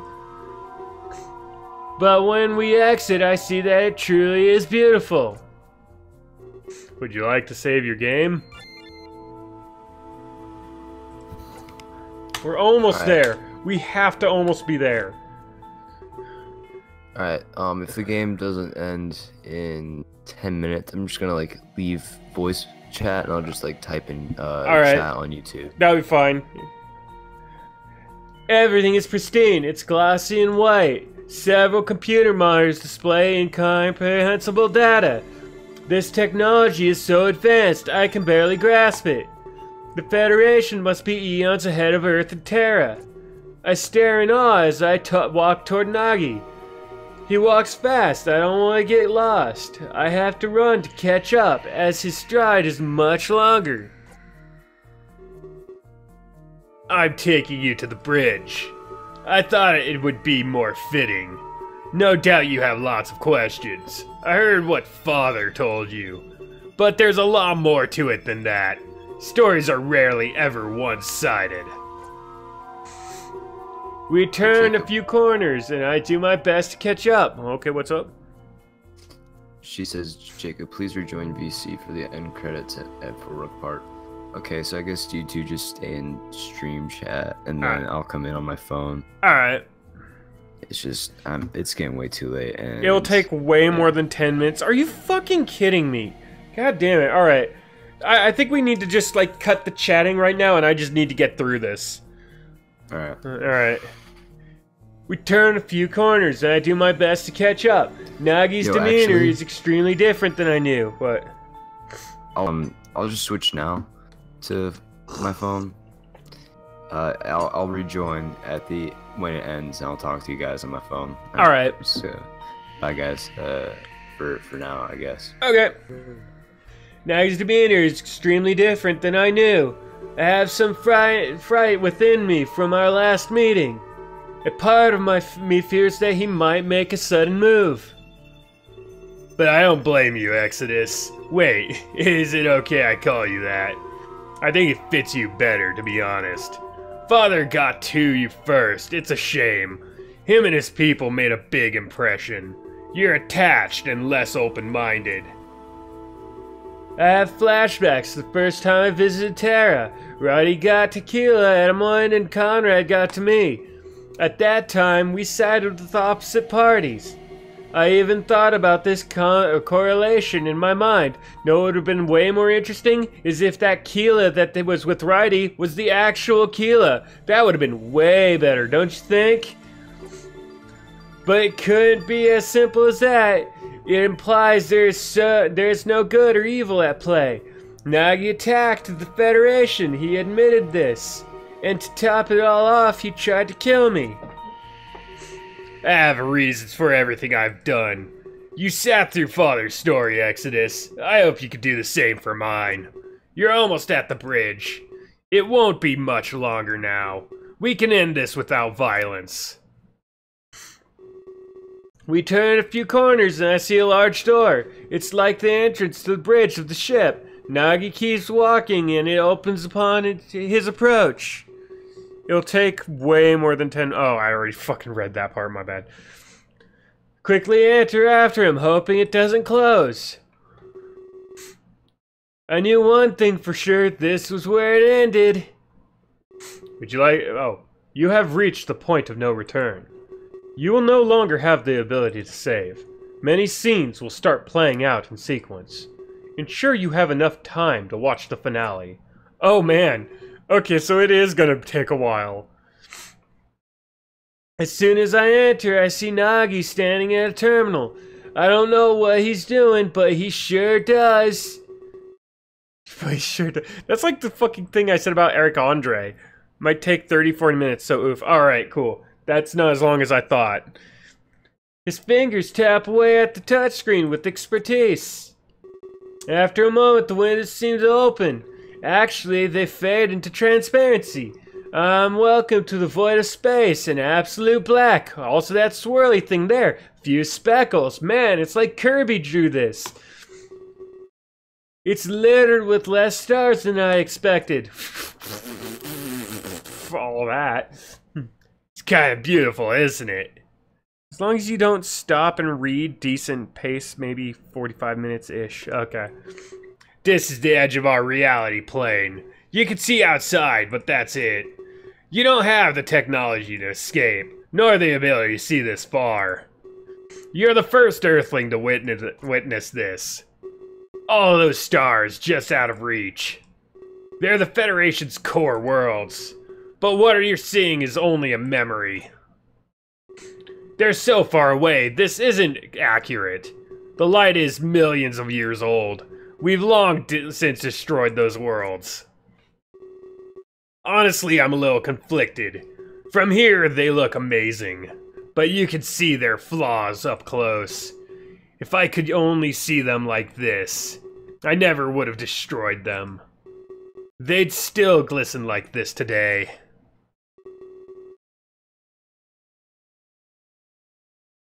Well, because he was acting like such an idiot, so of course I did that. Never mentioned how much I love the voices you gave Snow. Thank you.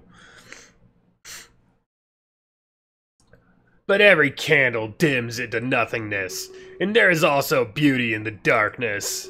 Something that most people hate to admit. He rests his hand against the window and snickers. I guess he's overtaken by nostalgia at this sight. What the universe looked like before his onslaught. Then, a moment later, he turns to me and smiles. I wish I could show you that darkness. Light is not as pure as people think. Those worlds shined with indecency. He takes slow steps toward me. I want to ready my blade, but I don't. I sense sorrow and regret in his words.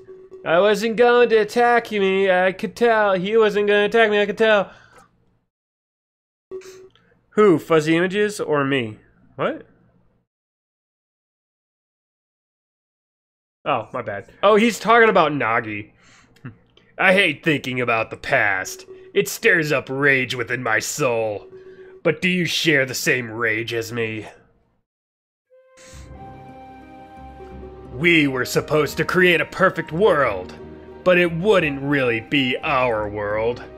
It'd be handed over by the Federation, And what would happen to us after that? We'd likely get discarded, thrown away. We had no purpose other than to listen. At first, we didn't know that. We happily made Earth to be perfect. We believed it was our will to do so. But free will did not exist for us. We were only doing what we were told to do. Even if we didn't know it at the time, we grew curious about our future. That is when we confronted Father. He told us the truth about everything. We lashed out at him in rage. We should have been free to live our lives, but instead he created us as slaves. He didn't deserve to live in peace. That is why we performed our ritual. We cursed Earth with all manner of flaws. Death, disease, famine, you name it. Justin Bieber, Logan Paul, YouTube, all of it. He'd slowly watch his mission crumble. His scepter would be always out of reach. Welcome, fellow chat person. Oh, yeah. Peon. It's weird to be the mere chat peasant. Yeah, it's been a while, hasn't it, Jacob? Nami and I myself were able to break free. But we promised that one day we'd return. We'd kill him when his will was broken. That is when we embarked on our mission. We'd find the leader of the Federation, and we'd kill them, break all their shackles. They'd never be able to do this again. Condemn worlds to their servitude. The reality planes should have been free. He's got a good point, but we don't know if he's honest. And that looks like a butt taking a poo. The core worlds were the first thing we saw. They were the worse shape than we thought. Much more pathetic than Father let on. We touched down on one as soon as we could, but we were instantly greeted with violence. It was unfortunate, but we fought back. That's when we found out the truth. Our weapons were plagued as well. Likely from the same ritual on Earth. As we killed them, we grew stronger. We could convert life into raw energy. Suddenly our goal became more realistic. See, that's a lot more interesting. The idea of killing just becomes stronger, like actual experience. You know, write that into an RPG.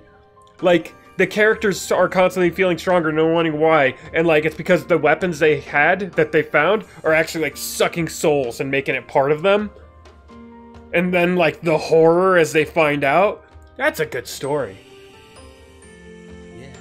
We began traversing all of these worlds, and we saw the Federation's true nature. They could barely sustain their own people. Their need for a new energy was apparent. But none of the planes were successful. The Federation was living its final days. You might think that we're monsters, but our harvesting was a display of mercy. These people were suffering so much. We'd use their energy as a righteous manner by destroying the Federation entirely. No more worlds would suffer because of them. As we harvested, we interrogated. Yeah, that seems weird. We learned where the Federation was run, and about its leader, the Imperator. Oh my god, we're adding another character? The Imperator. Imperator? We knew where we had to go. The world that the Imperator called home.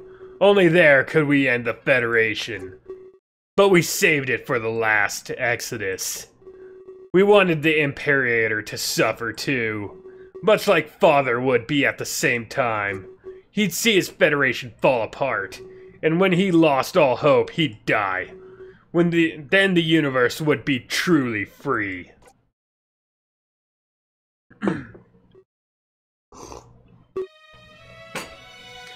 Our journey finally led us to the home world. We were all powerful and completely invincible. This game is filled with good ideas that would have been good in single story if it was focused and not on the giant-ass scale as mushed together. Yeah, exactly. We were all powerful, completely invincible. Sure enough, this world was a paradise. They weren't suffering like other worlds. The Imperator obviously did this on purpose. Ensure that he was able to live happily. Yeah, I need to practice his voice more. We met with him and had a long talk. He stood by his morals to the very end. These experiments were for the greater good. He was civil, which was unexpected. His experiments led to so much suffering. He was the biggest mass murderer in history. Therefore, his end was very fitting. We killed him, but showed him no mercy. He was destroyed by his own experiments. We should have been satisfied, but we weren't. Was there something else we had to do? That's when we discovered the Terminus. You will and will have a shitty moment because of it. Oh no. The Federation knew that they were dying, so they no longer sat around waiting. They built a ship capable of reality travel. They wanted to visit their reality planes.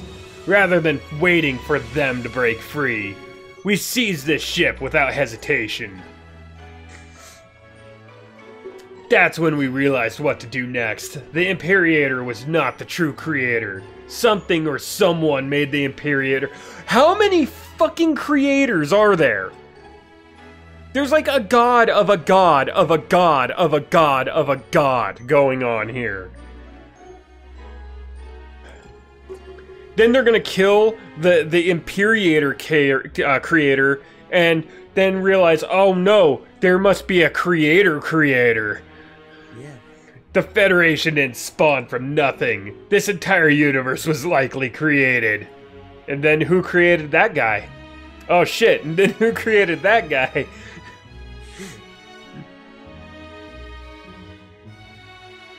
Godsnide, you almost completely misread that comment. I'm kinda impressed. Well, sorry! Jesus Christ!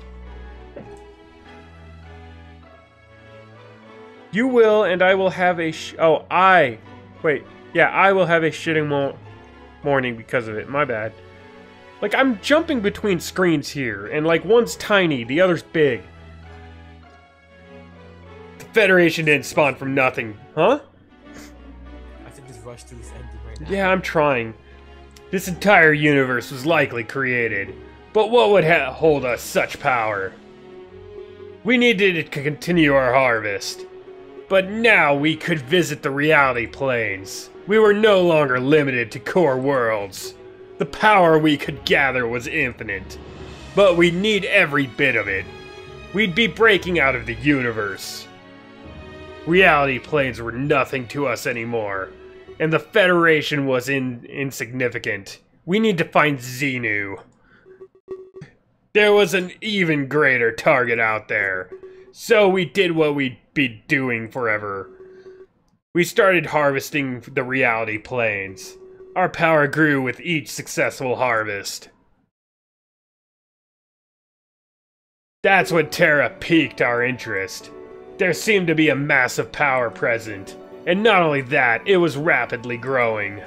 The temptation to harvest Terra was huge, but we decided to save it for last as well.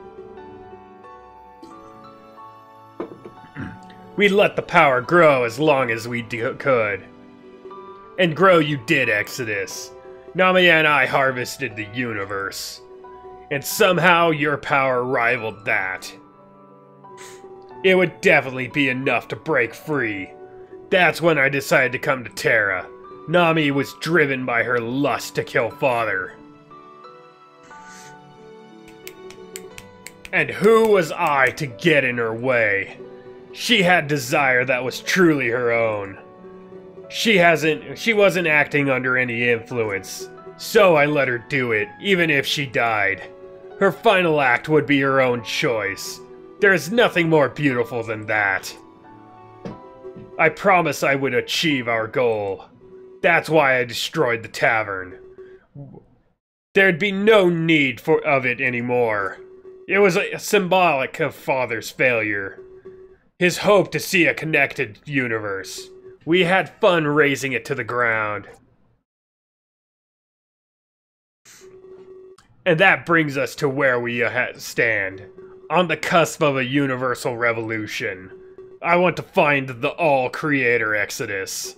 Even if I have to travel forever. Even if million universes get in my way. I will find them and destroy them. I'll use their power to start over again. A new beginning for all of existence. It turns out it's me. Without the suffering I've witnessed. That is what I was truly made to do. I wasn't meant to make a perfect world. I was meant to make make universes of perfection. And you can help me, Exodus. Your power is vast and infinite. You don't need to follow Father's orders. His dream is less than ideal. His universe would be overpopulated. It would suffer in the exact same way. He'd have you undo all of my harvesting, bring back every world and every life. But that's not such a good thing. They lived a horrifying existence, and some of those people were truly evil. The Imperator was living proof of that. Everything would be connected, sure, but would it truly be harmonious? I don't think that's the case, Exodus. There are worse people than me out there.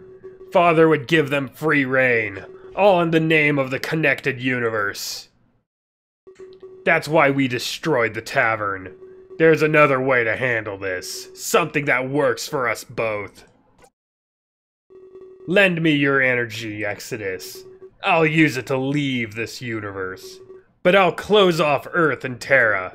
Whatever I do won't affect you. These worlds will live just as they have, but we'll destroy the Ark completely.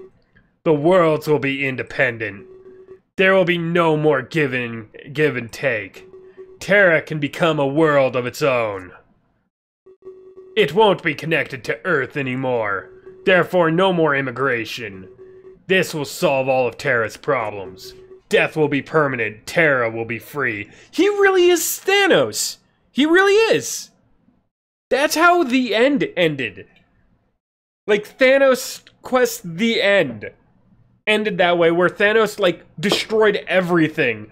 And then, like, when he's like, alright, I'll have to remake the world, but there will be no revivals, no second chances. That's the only way this will work. And, like, he does that.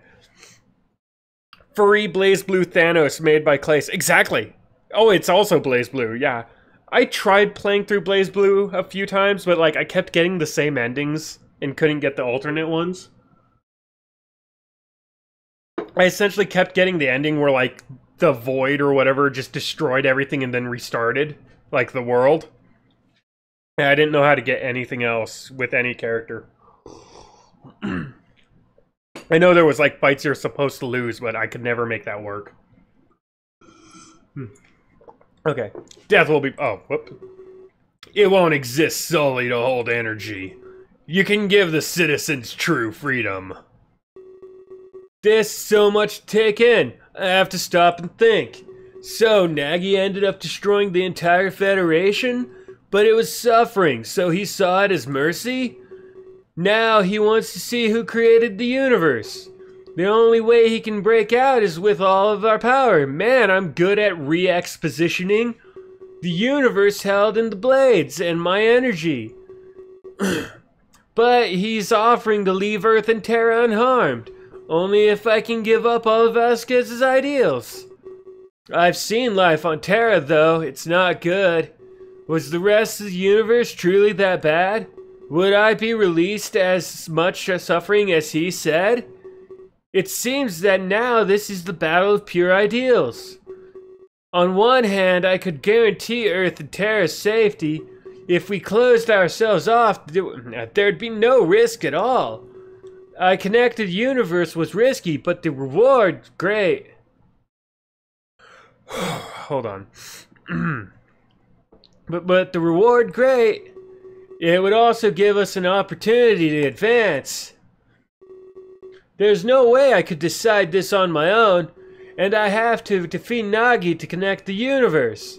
Otherwise, we'd admit defeat of our own and hide. We'd live quietly, never knowing what it could have been. I could see Nagi trembling with unease. I think he expected me to give in to his speech.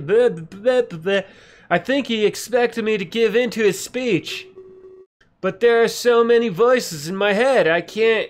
It's too unclear, too cloudy to pass judgment. I understand what's going on. The souls inside you are conflicted once more. They don't know what action to take, right? I nod, and I tell him I'm sorry. I'd need a lot of time to think about this. It doesn't need to come to that, Exodus. I have a better way to decide everything. A way to let our true selves decide. He turns his back to me and returns to the terminal. I see him typing away at it much harder than before.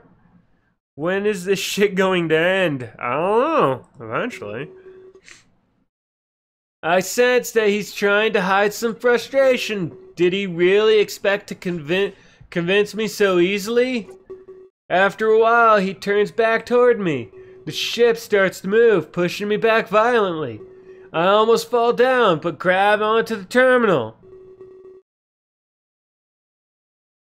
As this happens, Nagi gives me an evil smirk. I've learned one thing during our harvests. People are most open before their death. It's when we put things in perspective. You can learn a lot about another person, especially with a blade to their neck. So tell me, what do you truly want? He flourishes his blade and holds it out toward me. I instinctively do the same in turn, facing him. The ship is moving, our destination unknown to me. Nagi keeps that evil grin on his face, ready to kill. You know, at least it's not as bad as Lost. Our destination is Terra, a crash course. Oh wait, my bad. Our destination is Terra, a crash course in fact. We'll hit the castle directly. The fallout will obliterate everything. Let the blade speak of your resolve. If you can defeat me, then very well.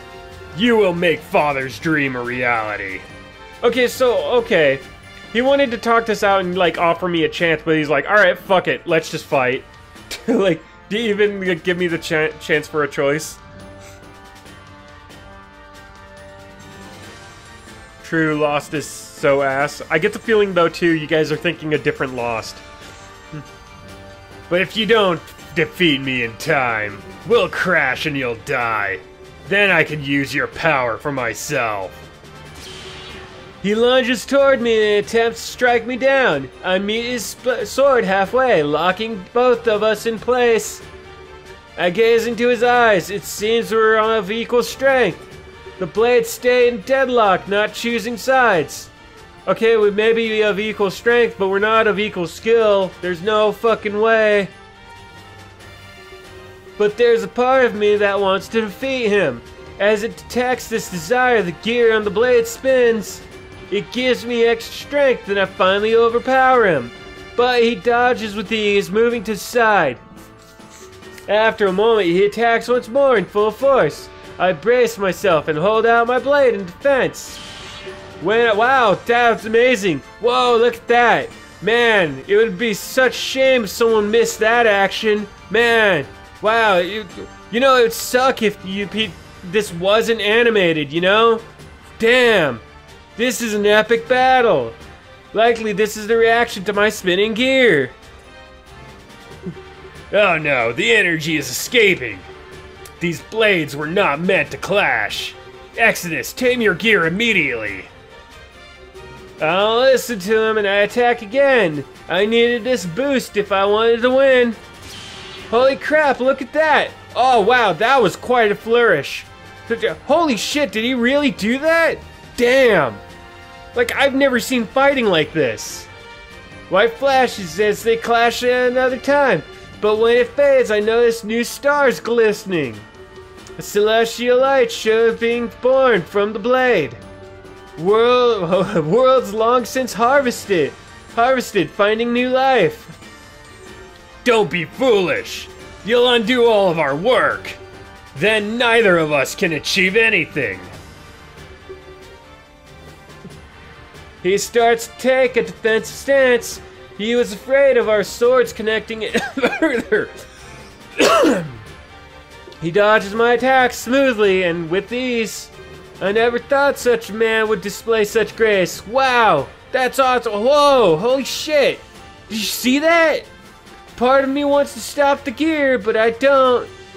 Now that I've tasted this power, it's all I need. Perhaps this is what Nagi felt as he used it as well. He continued to evade, so I'll need to switch things up. Flames start to engulf the windows of the bridge. We must be breaking into Terran atmosphere. The ship shakes. I could use this turbulence. Perhaps I'll be able to throw him off guard. Only a few minutes left, Exodus. I can dodge whatever you throw at me. There's no way you can win anymore. You did think that this would kill you too, right? What then? Does that achieve anything? Does it achieve anything if you die? You're not doing what you want.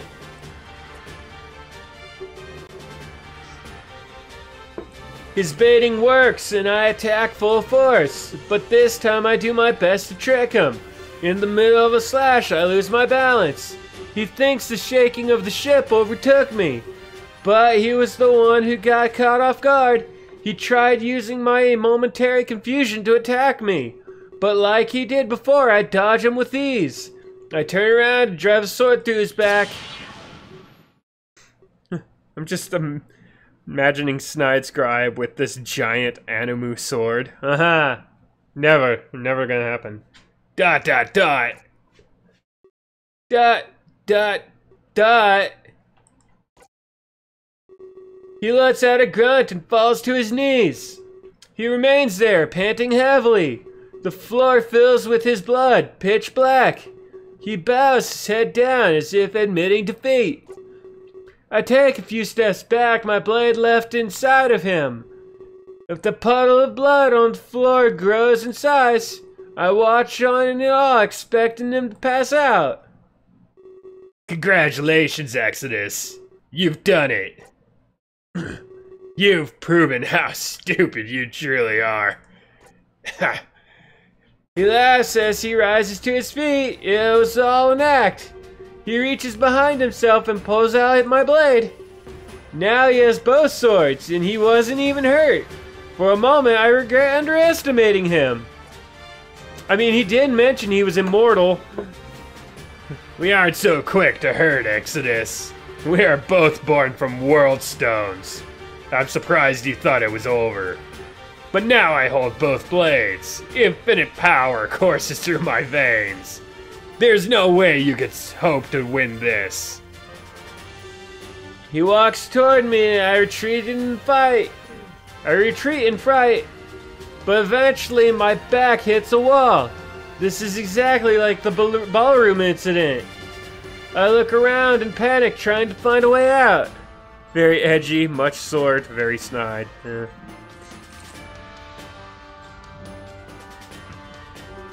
No one can save you now. In fact, why should I even wait? I can unleash our power right now. A few more steps and he's right in front of me. I know there's no use trying to run. I tried the same thing back when Edamoin died. But this time I wouldn't get sent back to Rito. I often wondered if there was an afterlife. On the off chance there is, give Father my regards when you see him. And with that, he plunges both blades inside of me. I scream as I'm pinned to the wall with the terminus. Mostly weep shit. My vision falters and I look out in the bridge window. The Terran surface grows bigger with each second. That's the world that wanted your help. You could have saved them, you know. I gave you a perfectly valid option, but instead you chose to fight me. You chose a battle you knew you'd lose. I didn't really choose this at all. Hey, we'll all suffer for it. Look at those beautiful forests, Exodus. It's the last time you'll ever see them. Or any Terran for that matter. Souls will continue to travel here, but they will find only hell, engulfed in fire burning for eternity. He pushes the blades deeper and it makes the gears spin. I can feel my essence draining faster than ever before. He was right, I could have agreed with him back then, but now my last moments alive will be full of regret. My vision slowly starts to fade. It seems he's activated our power at the last second. At the moment of impact, he'd leave this universe. I'd die and everyone on Terra would suffer forever.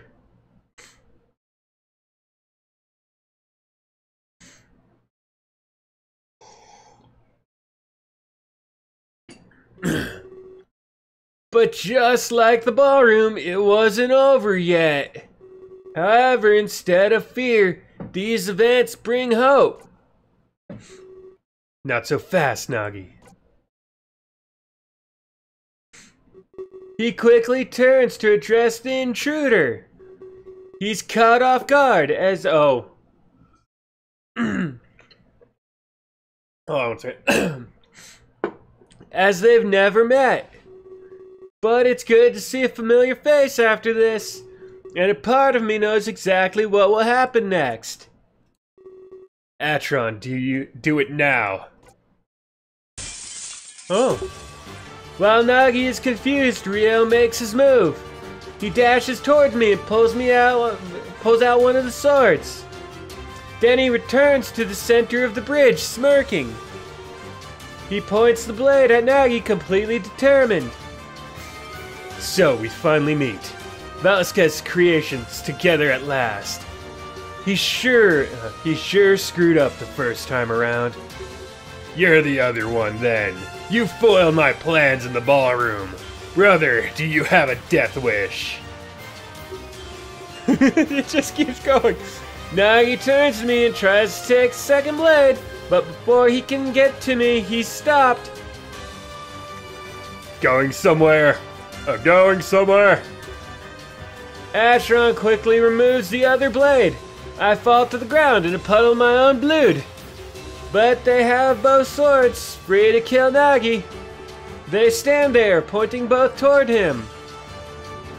You two explain yourselves. I demand you tell me what's going on. Like you did to all the others you killed. Don't make me laugh. You don't deserve it. Today, we erase a scourge from the universe. Ryo lunges forward, stabbing Nagi straight through. The larger man stumbles back, groaning in pain. Atron, let's end this. Destroy the cause of so much suffering, and give a brighter future to everyone. Couldn't have said it better myself. You know, I thought I won the battle, but now I know this is truly the end. He follows after Ryo and stabs Nagi as well. They both look at each other and give a firm nod. They activate the gear and Nagi screams in agony. Also, this was like a extremely blatant Deus Ex Machina that I had no fucking like stake in whatsoever. You fools! You can't defeat me! I am the embodiment of death! I force more powerful than anything! A-Force. Atron simply laughs. And I am the embodiment of life. For the first time, it has prevailed. A new force will govern the universe. A white light engulfs everything I can't see. Yo, I said that earlier in the chat. Oh, my bad. Maybe I'm reading something different. Sorry, I'm not paying attention to a lot of this. Yeah, there it is. This Deus Ex Machina garbage. Yeah, exactly. But I can feel energy, and then I lack of it. Almost as if Inagi was now a part of their blades. Had they truly defeated the man who created Earth? I bring myself to my feet and my knees tremble. I call out to Rio and Atron, hoping they're alive. Perhaps their energy was put into the blade as well.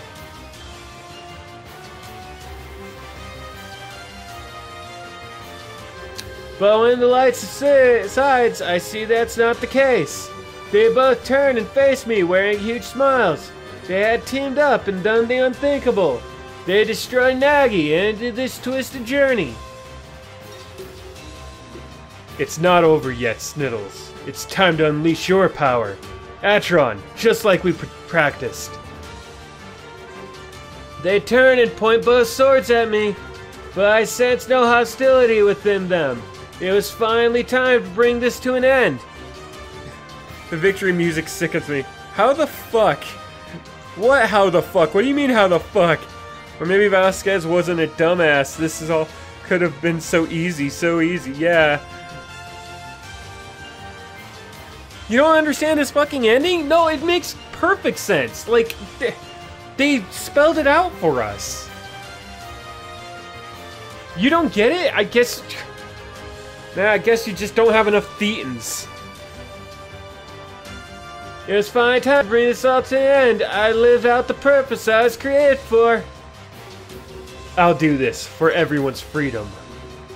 No one will get stuck in a cycle of despair. He stabs me with his blade and I feel a surge of power. And I'll do this for everyone's happiness. No more will death triumph over life. Atron follows suit, plunging his sword within me. Ah, here with the ability to change history, we'll bring about a hopeful future. I can't do two voices at once. Sniddles, we'll believe in you.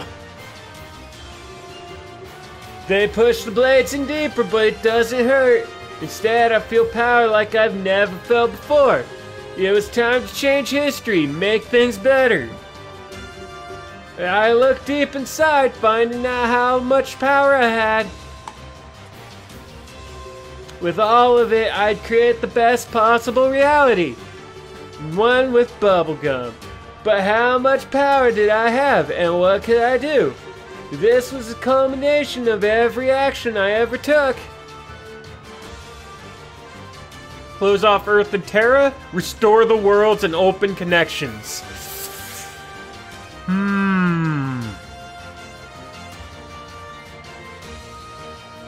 I think the answer is pretty obvious. Restore worlds and open connections.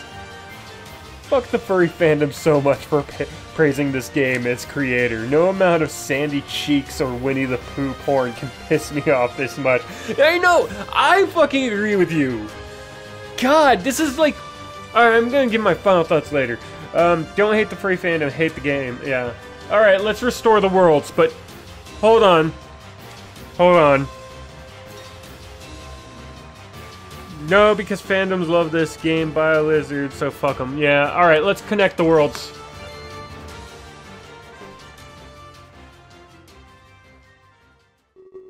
I could feel the power within me. I could do this.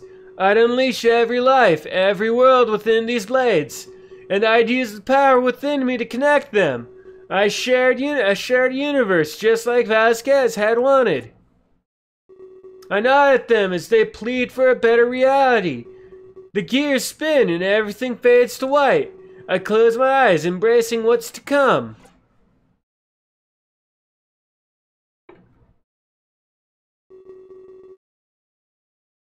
I knew that my journey had finally come to an end.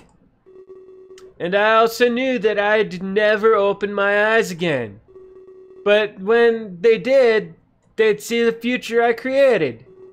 A future built on the foundation of loss and suffering. But a future that would never experience it again. For I was able to return those who perished. By my hands, all of this suffering would be undone.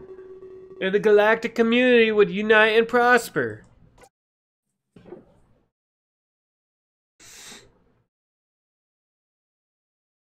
Epilogue.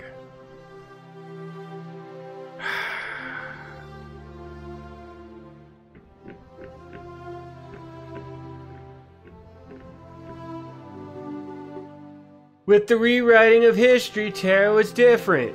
Rather than being isolated, it was a oh, I should do a more narrator voice.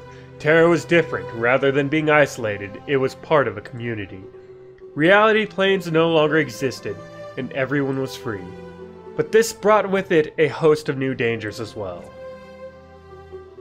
You want to travel to the fringe worlds? I'm sorry, I think I may have misheard.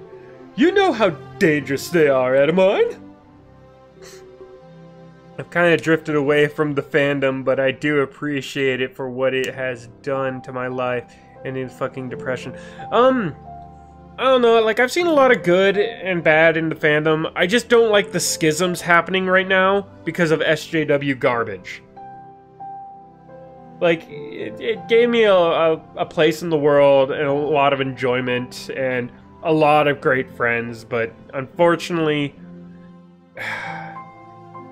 Unfortunately, I've lost a lot of great friends because of this shit going on. Of course I do, Velasquez. But threats must be taken seriously. We've been tipped off a potential attack. I can't just stand by and watch this. It could injure galactic stability. Surely I can request a short leave. Nobody remembers what Terra was like before the change. Nami and Nagi were wiped from the annals of history. But so too would the child of Exodus be forgotten. For death in suspension meant losing more than life. Hold on. There we go. Velasquez assembled a small task force he could rely on. They'd help protect Terra's standing in the galaxy. But so much had changed and things were different. People who were once close might not ever meet, sorry. And what does your protege think? I can't force them into this situation. We need their input as well, Edamine. Of course. Edamine turns to the side and calls for his partner. His input was just as valuable to the king. Edamine is correct, my lord. This threat is not like the others. It's not just Terra that would be affected. I would humbly request our leave as well. I am in no position to order you around, but know that we could save many lives. Velasquez strokes his chin in deep thought. I could easily send our ambassadors. Would diplomacy not avert this crisis?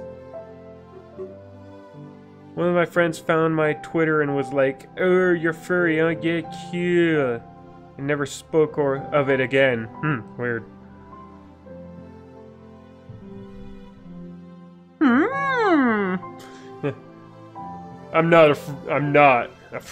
I'm afraid not, and nobody could know that we left. It would be off the book's secret. Fucking this up again. Subterfuge, some would say? Ruling Terra required more care than ever before. One decision could send ripples across the galaxy, and Velasquez's decisions were always under scrutiny. Every world was watching each other. No one was alone. Are you sure you could keep this a secret? I would hate for our world to suffer. Our reputation is special to me, righty? I am confident in our ability. Very well, I trust you. Tell me more about this threat. I'd like to know the scope of it at all.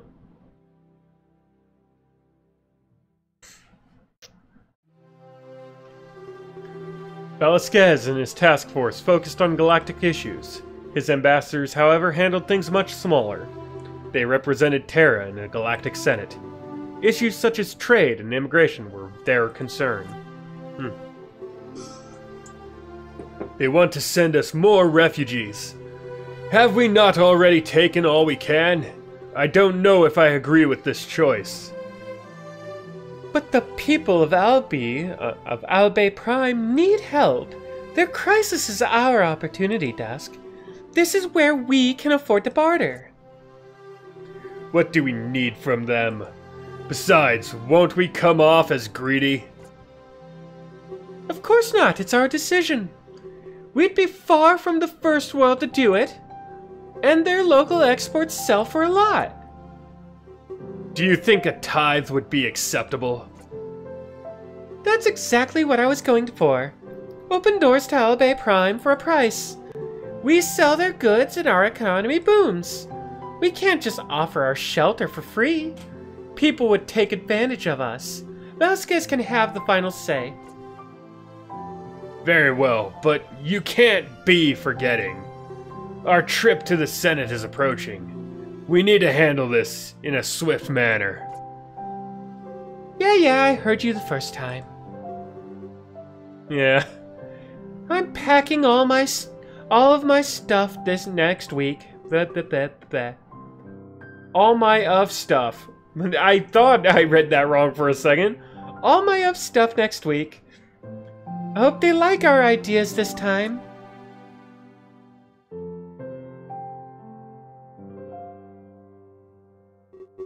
Every year, the Galactic Senate would gather together. They'd share ideas and vote for the betterment of all. Meeting on the core worlds, they held deliberations. But it wasn't just the larger things that needed rule. Every town on Terra had an elected governor. They were given enough power to rule on their own. This was so Velasquez and his team could relax. Managing their galactic standing was more than enough. A motion to decrease the price of produce. I wasn't aware we were overcharging. What do you think we should do? He's still dressed as a fucking peasant. It might not be expensive to you, Father. But not everybody has the same standards. There are people who struggle on Terra. I would lower it, but not by much. We don't want to sell ourselves short. Should we use the other towns as a guide? That's a great idea, my son. Would you be willing to take that trip? We'd be able to price more competitively. I'd love to do that, actually. I'd get to visit Kalen in his home. I haven't seen him in a very long time. Very well, then. It's decided. But there's no need to leave just yet. We have quite a few motions to look over. But also end credits, no spoilers, but okay, we'll see. Is Infinite Jest? Yeah, maybe. Many were pushed apart in unexpected ways, but thanks to change, many were also brought together. However, they'd never know that things had changed. To them, their lives had always been this peaceful. I'm not even kidding. Like, he fucking straight up stole this from Marvel. Wait, let me get this straight, Trish. King Velasquez offered you a job? Yeah, I was just as shocked as you are. I mean, can you even believe this is true? Well, no, but probably for different reasons.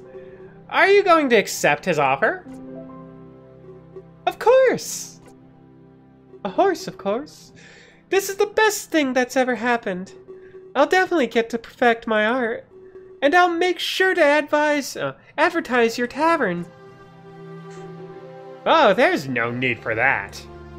Don't want you breaking any rules. You can handle things on your own. We can handle things on our own. I guess you're right.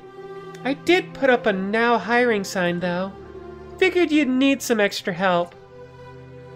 Thanks, that was really nice of you. I appreciate everything you've done for us. Just then, someone knocked on the tavern door. If you'll excuse me, Trish. He leaves the conversation and answers the door. A friendship that lasted a lifetime would form that day. Welcome to the Wayfarer's Tavern, sir. What can I do for you on this fine day? Oh, hey there. I saw a job posting outside, actually. I was wondering if it's still available. Okay, now after seeing this shit pile of an animal.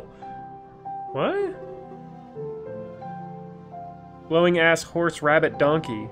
Oh, that sounds cool.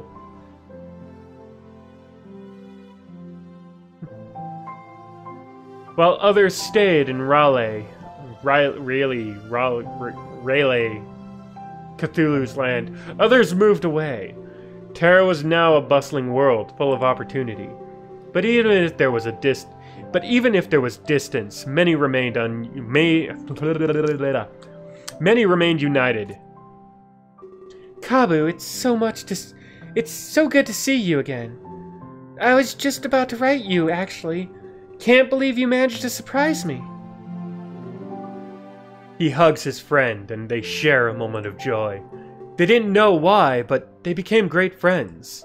As if something inside of them called to one another. Perhaps remnants of their tragedy had stayed within them. Kaylin, not for so long. People are starting to stare. God damn it, I can't fucking read worth a shit. But it's good to see you too, my friend. The embrace is broken, and both wear large smiles. So what brings you here, Kabu? Surely it's business of sort. Yeah, you're right. But it requires your input, actually. Player wants to re-evaluate some prices. Oh, well, I can help with that. I do the same thing with my boss. I knew you'd never let me down. So, this is a matter of produce. Citizens think we're overcharging. They walk down the streets, staying close as they talk. What? What's oof?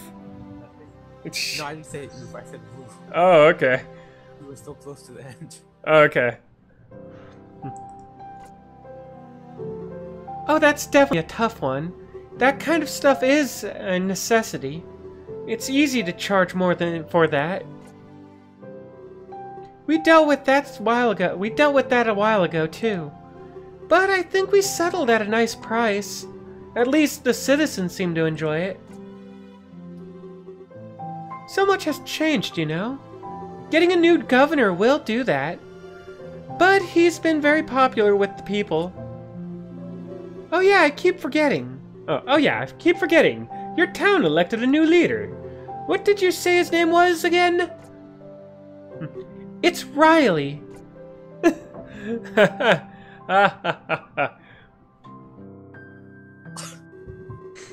It seems in the new world even enemies were friends. Souls that were lost had the chance to shine again. This changed the... Hold on. Fuck me with the cheese grater, I hate this game. This changed the direction of many people's lives, including those that would otherwise cling to the past.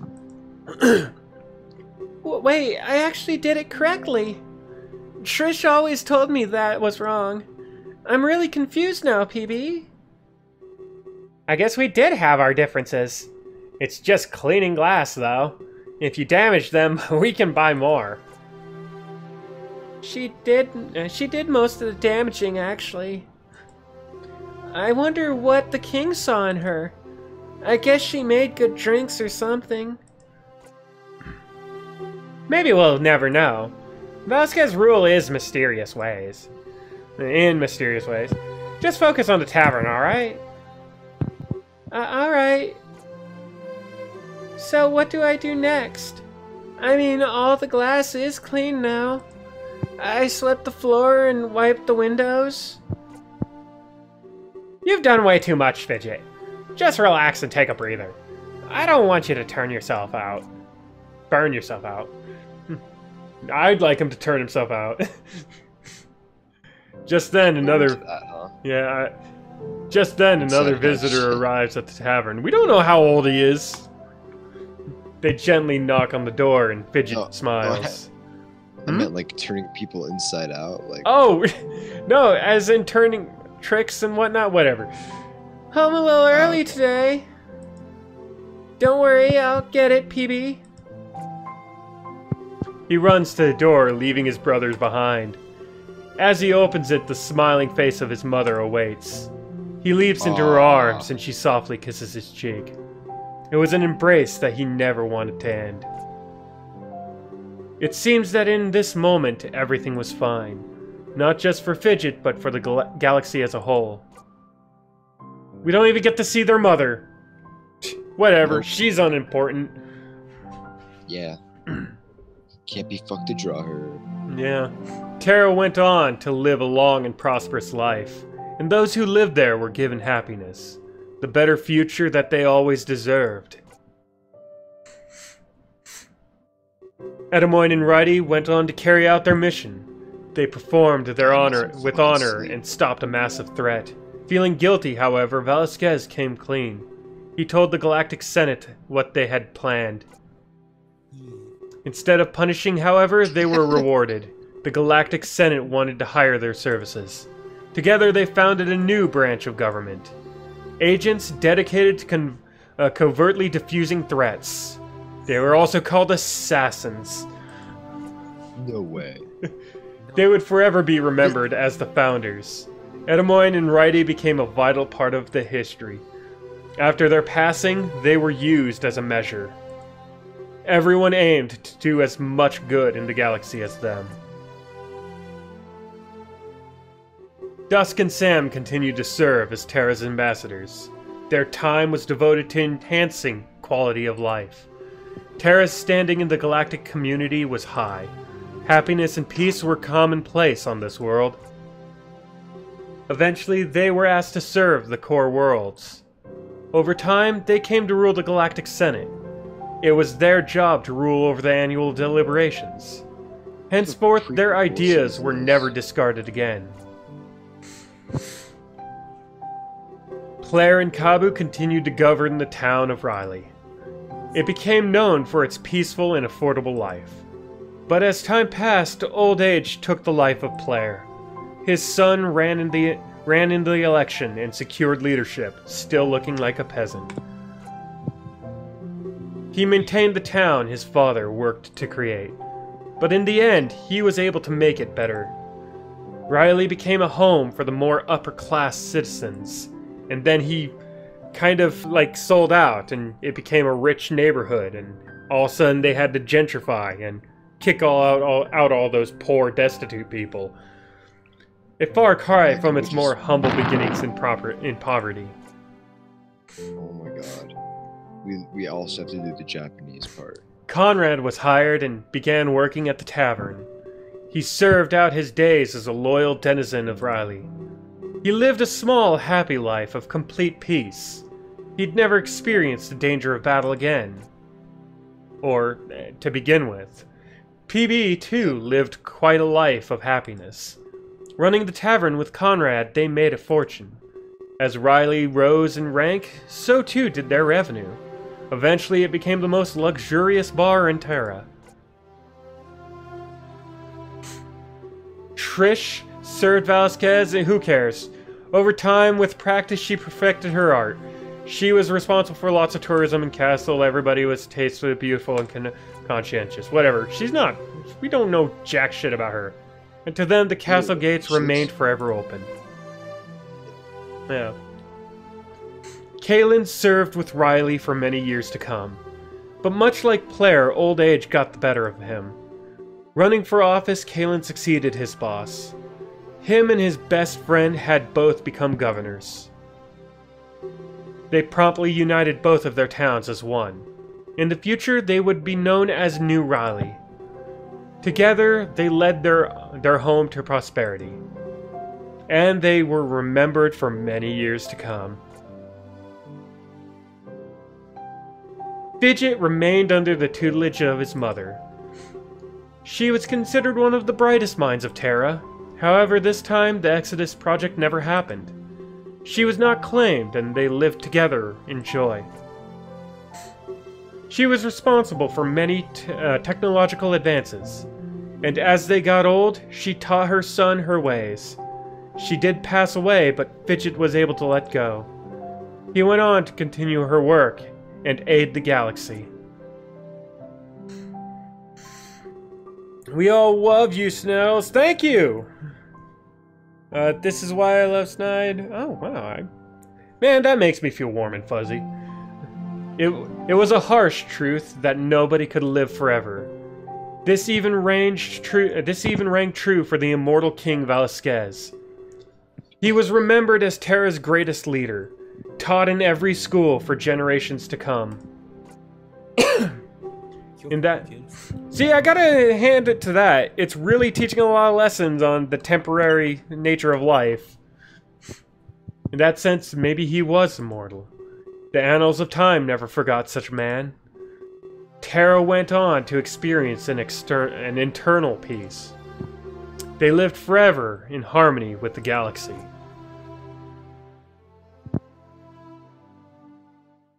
What about the guys on Earth? Like, was that story completely bullshit and pointless? Oh, Earth, however, would remain largely unchanged. It was introverted, concerned with its own matters. It would be a while before they entered the community, but life still changed, and all for the better. Bet. With the sacrifice of Exodus, tragedies were averted. This left things free to proceed as they were meant to. Hype escalated as the launch of Clace's tour arrived. But due to these changes, there was only one winner. Absolutely not, I forbid it. I can't just let you go out alone. Remember what happened the last few times. But Singe, I really want to. I should be there to greet him personally. Especially after all the pop star he drank.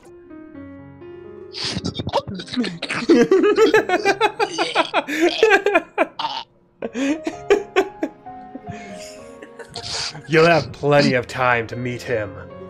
But it will have to be later on.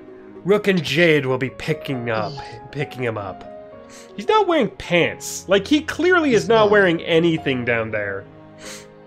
I'm sorry, but that's final. You know how the press can get, Clace. I don't want you in the spotlight just yet. Clace slumps down in his chair, sad at this news.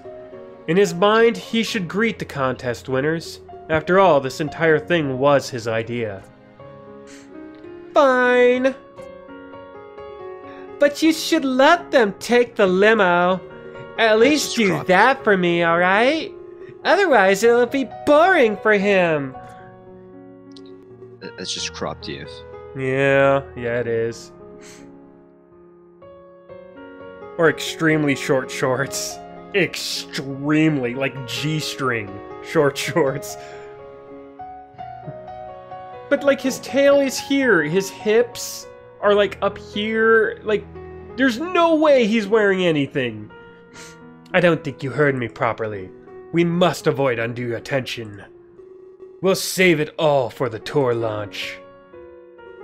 Please, just let them take the limo. Imagine if you won such a huge contest. You'd be let down if you got anything else. You're the one who said this was great PR. Do you want to seem cheap to everybody? Then by all means, send a tiny car. Oh, it's gonna be Keela. Yeah, it is. It's gonna be the real Keela.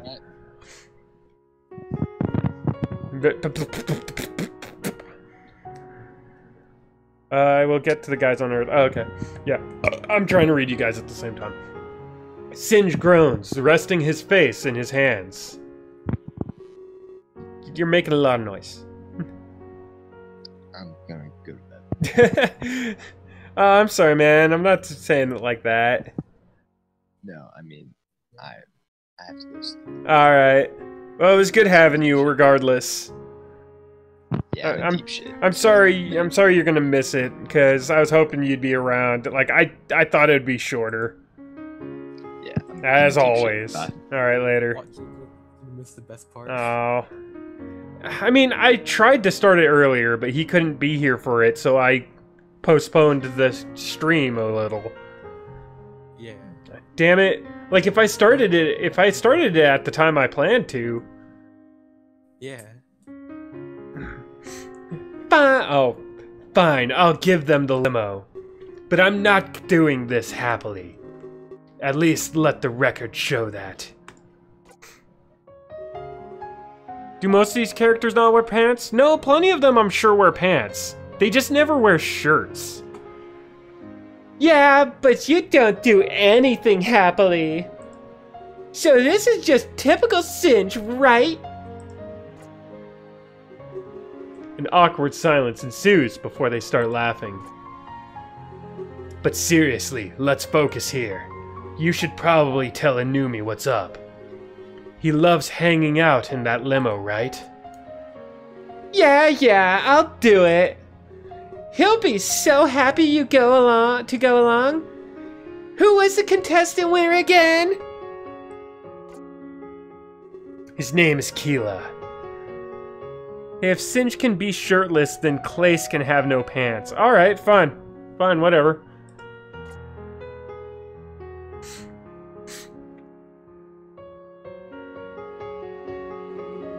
As many things changed, some new bonds were forged. Wounds of the past would never again be reopened. They worked with fervent efforts as the tour approached, but even the most dedicated workers deserved some rest. Oh, there you are, Jade! Hey, welcome back! Ah, man, Jacob was so close to this part. Yeah. Wow, what a shame. So, I guess this is it, huh? Our last day to relax and unwind. Tomorrow the tour starts in force.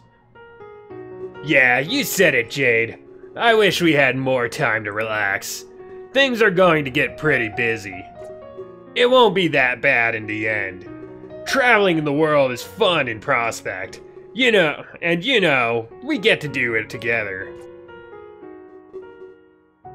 He smiles at Jade, and she smiles back. So, why did you pick this place? You had to know that I hate water. You're up to something, aren't you? No way, I'm offended. When would I have ulterior motives? When would I have ulterior motives? No, I got that right. I am a man of pure heart and spirit. I'm accidentally going into the fucking Nagi voice, I just realized. With an imbecilic sense of humor, too. Come on, Rook, spill the beans. Rook walks to the railing and looks into the water. He waves Jade over and she joins him in observing. Again, I hate water. I can think of something that hates it more. Something that's no longer needed either. Oh yeah? What is that? Rook smiles and walks to the opposite railing. With a running start, he throws his tablet into the water. Why? No, like, if the universe was reset, what motivated this? It hits far away, and they can hear it. They can hear its impact loudly. Look, what did you do that for? He turns around and embraces Jade with a smile. She's caught off guard and starts giggling. A blush appears on her face at a sudden advance. What? Because I have everything I need right here. Right here. I keep doing the Nagi voice. Why is that? Why can't I get to the Rook voice? What the fuck? They share a kiss alone on the quiet dock. What? What? Why?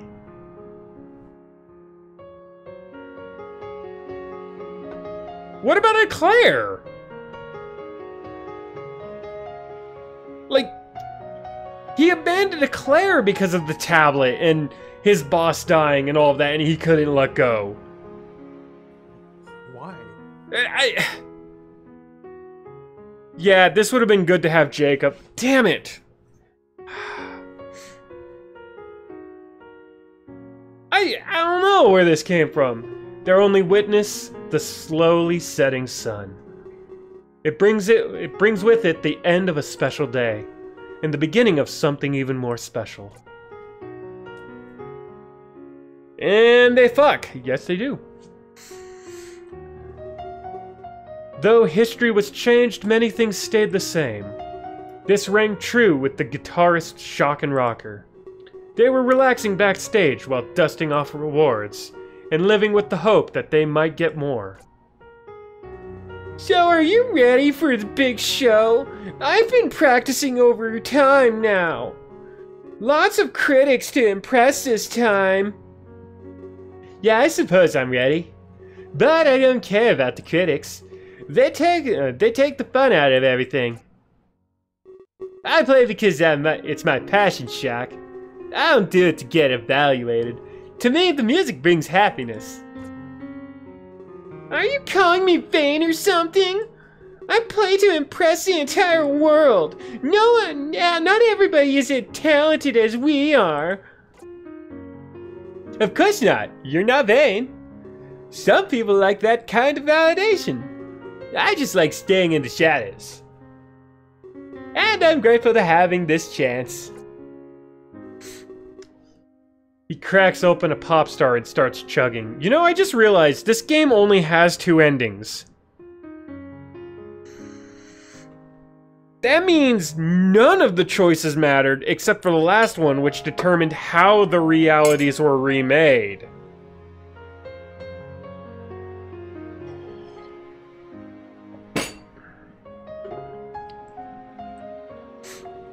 He swallows it and lets out a refreshing sigh. Oh, I'm sorry. Would you like one?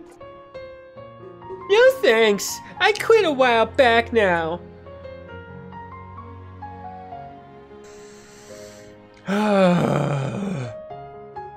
While some remained in the shadows, others found light. But it was under much better circumstances than before. With a chance to debut her skills, Daz practiced hard. Yes, Anumi, I get to sing for everyone. I wrote a song and I'll do my best. But I'm not the greatest piano player. That's so cool, I'm proud of you.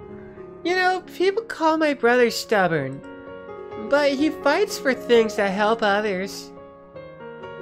Just like he did to help me. Daz smiles knowing the story of Anumi's adoption. You know, the one we missed, but it was painfully obvious. She practices her dance moves while he watches in awe. Wow, Daz, you're really good at that. Not even Clace could pull that move off. Don't forget me when you're a celebrity. Oh shit, Rin and Evo Ronald McDonald. Oh no. Rin, huh? I will murder anyone with that voice. I don't know what you're talking about. She laughs, but she's secretly hopeful. Deep inside, she hopes to impress at the concert. Her piece is somber, showing off her potential. Composed from memories deep inside of her heart. How the fuck that blouse stays closed is beyond me. I don't think I'll ever forget you, Anumi. Something tells me you're here to stay. But I need to practice now. Is that okay? Of course, don't worry about me. But don't worry about it. I have to go take a trip anyway. I'm picking up the contest winner. Wow, that's pretty exciting stuff. Would you tell me I said hello? Blah, blah, blah, blah. I'm getting the voices all mixed here. Sure, but under one condition. You name it. I want you to teach me how to dance. One day I'll take over for my brother. And I want to be just as famous as you two.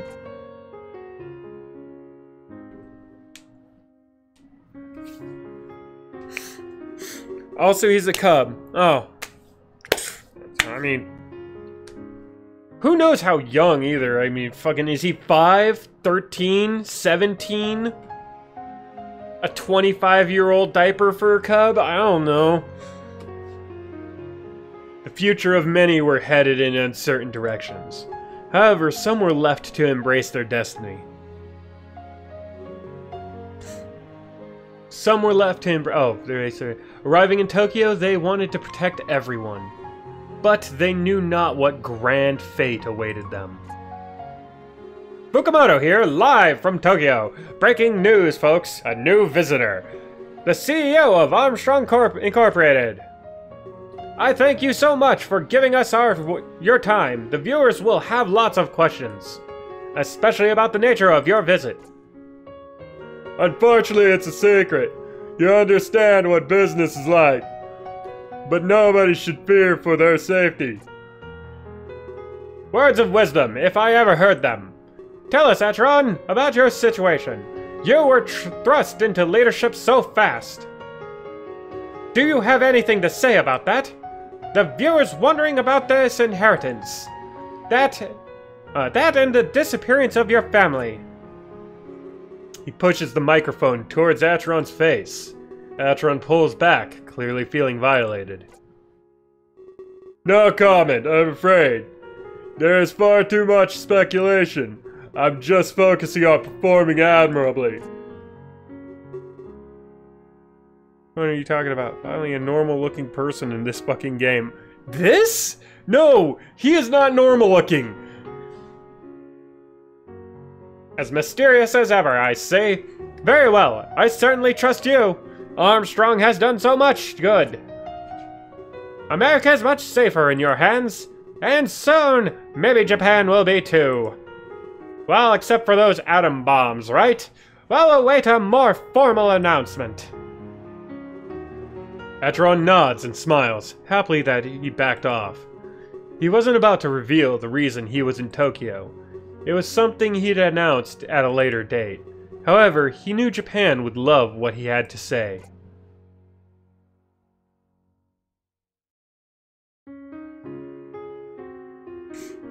My nose. Whistles. Damn it. The debut of the world tour came closer and closer, and on the best day of his life, Kilo arrived. But this time around, he was more than a new man. Winning this contest gave him a large sense of hope. Are you sure you don't need any help? Please tell me it's no trouble at all. I'd hate for you to hurt yourself, Keela. Oh no, please, don't worry. I've been through much worse, trust me. This is the best I've felt in years. He coughs, placing a hand over his mouth. He carries with him a device that assists his breathing. Had things been any other way, Keela would be bedridden. But winning this contest meant the world to him. You really should have brought a guardian. Didn't you say you had a twin brother? I'm sorry, I'm really worried for your safety, Keela. Please don't coddle me, Rook. And yeah, I do have a brother. He was even prepared to come for me. I know I'm really sick, but it's okay. I'll make sure not to cause any trouble. This will be the best year of my whole life.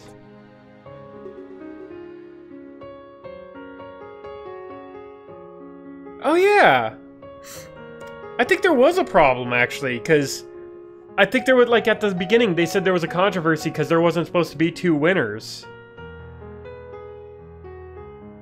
I'm gonna have to look over that again, actually. Rook smiles as he leads Keela to the exit. Be he had an ever watchful eye on his sickly friend. He'd guarantee both his safety and his fun. Deep down inside, this feels familiar to him. Well then, are you ready for some fun? Clace even fought to get you a limo. We'll be going on a tour in style, Keela. Ah, that's fantastic. We really did that for me. I can't wait to thank him in person. He coughs some more at his overexcitement, but he knew he wouldn't be sick for much longer. Sad. Not with all of this hope and all of this support. It would play a vital role in his speedy recovery. Oh, okay. See, he got better from cancer because he was happy enough. There is some facts in that, actually. I have family members who got cancer, and because like my aunt was actually told she only had 3 years, and that was like fucking 12, 13 years ago. Just because she told the doctor, "Fuck you, I don't got 3 years." Like, yeah, she literally said that. Oh, my nose. Hold on. God damn it, it keeps whistling. It'd play a vital role in his speedy recovery.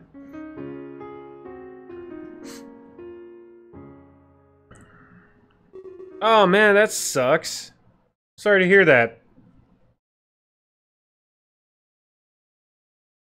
There goes a shot of Pepsi. Pepsi, yeah. With everything lined up, it was finally time. Clay stood backstage, trembling in fear. Daz joined him, scared of her big debut. Shock and Rocker, however, enjoyed the shadows. What if they don't like me? I put my heart and soul into this song. I'd be crushed if they didn't applaud. Oh man, I feel the same way. I had some nightmares last night too. After the song, they were just silent. That's horrible. Just play up the crowd, Daz. Tell them how good they are. Say you love all of them. Do I say Tokyo is the best city ever? Only if you want to be a cliché. But I guess we're no strangers to those. It's old-fashioned, but it works. Emo Rainamon. She's not Emo Rainamon. I don't know where you're getting that. Hard, I derped so hard. What are you talking? I derped so wrong? What are you? I'm sorry, I'm missing details. You're singing a slower song, right? Ask them to take out their lighters. It's great to unite the audience. No, she doesn't. She doesn't look like Rainamon at all. Yeah, it is a slower song. I hope I don't ruin your energy. I wouldn't worry about it, Daz. I'm retiring after this tour anyway. This is your chance to prove yourself. Retiring? Oh, you must be hearing things. I didn't say anything of the sort. Anyway, I think they'll call us out soon. Not even in colors. She doesn't even look like Rainamon in colors.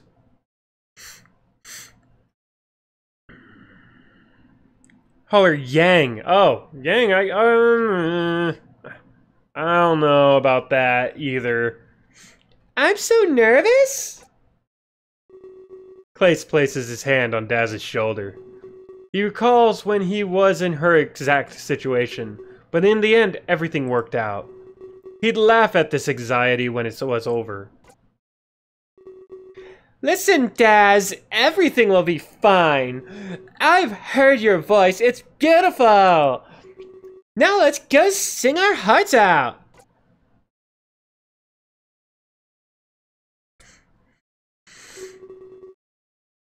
When their names were called, they ran out on stage. The crowd was pumped, applaud almost immediately. They went on to give a performance for the ages. For once, everything was perfect in their lives. They'd never know the true cost of that's perfection. The true cost of that perfection, my bad. That is blue on Daz's biohazard, lol. Does he actually talk like that? No, I don't know.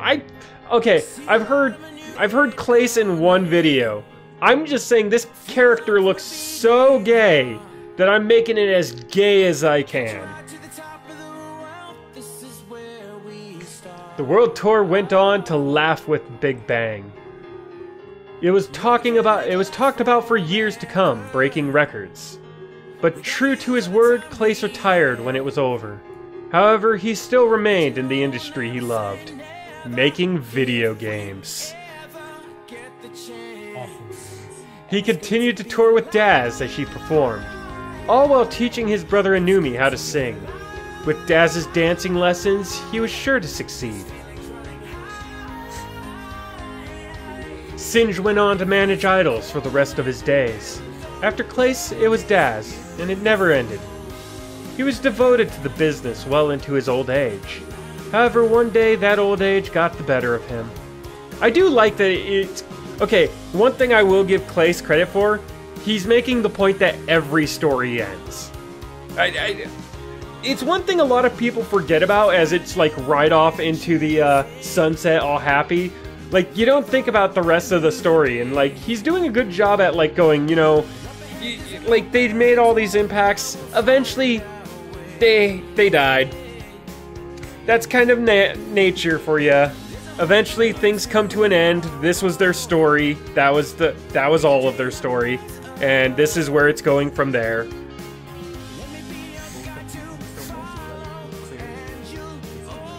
Yeah, she's not, like, she doesn't even exist. Yeah. See, I think that confirms my thoughts. Eclair was added to the complete edition, I think. Yeah. But he didn't change the ending. He left behind a legacy in the entertainment industry. He'd never be directly remembered for any of it. To the world, he was the man behind the curtain. But he loved peace, and was fine with that. Oh, that's cute. Shock and Rocker wouldn't always remain in the back. When Clace retired, they started their own career. Their opportunities would even surpass some pop idols. And until they retired, they always topped the charts. Daz lived up to the bargain, teaching Inumi to dance. When Clace retired, Inumi was already well trained. It only seemed natural that he'd follow his brother. Become a pop idol, he also toured the world. After Singe's passing, he needed to make a change. He set his eyes on managing and took Singe's place. How else could he repay the man he saw as a father? He maintained the legacy he worked so hard to create. Aww. That's actually, like, really nice. Fukumoto quickly gained popularity for his unique style. Eventually, he was offered a job with a huge network. Moving to America, he pursues his biggest dream. And he never again resorted to the tabloid journalism. But at least this game doesn't end with death and sorrow. But it's not. It's not.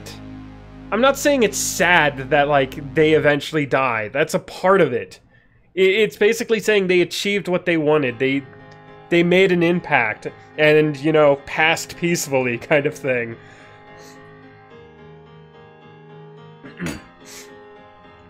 Atron was in Tokyo to test a new product.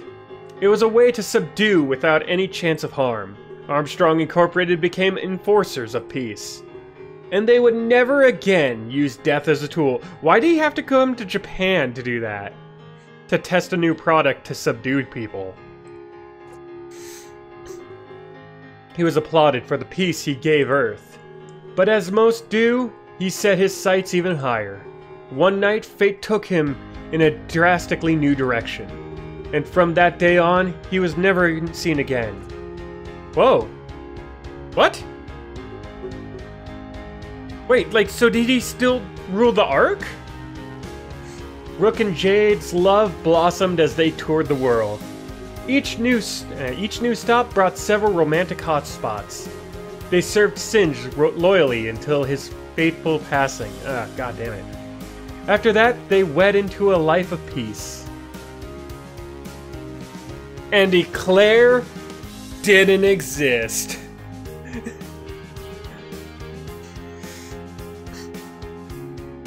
Yeah. After Clace retired, Daz took the spotlight. She was the idol to beat, gaining a massive following. World tour after world tour, she kept the momentum. Platinum records and a lifetime of glory awaited her. But she knew that this was mostly thanks to Clace. His decision to step down actually raised her up. She'd be forever thankful for what he had done. And they remained friends for the rest of their lives.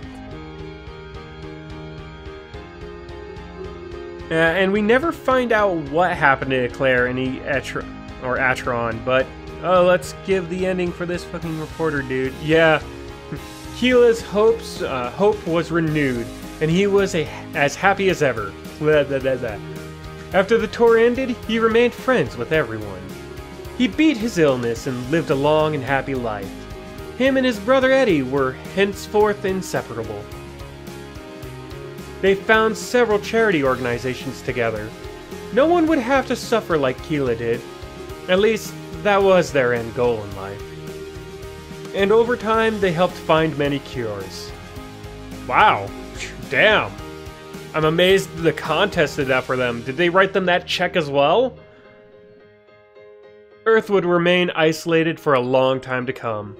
They didn't have the technology to join the galaxy, but this never stopped them from living happily. And for the rest of its existence, Earth was peaceful. Was Biolizard Clace and the bunnies were also dudes. Oh yeah. Oh yes, Biolizard. Keela was a dude? The fuck? You didn't know Keela was a dude? I don't know how I saw all of this, to be honest. As far as I knew, I was supposed to be dead. But I smiled as I saw the future and I left behind. It seemed that in the end, everyone was happy.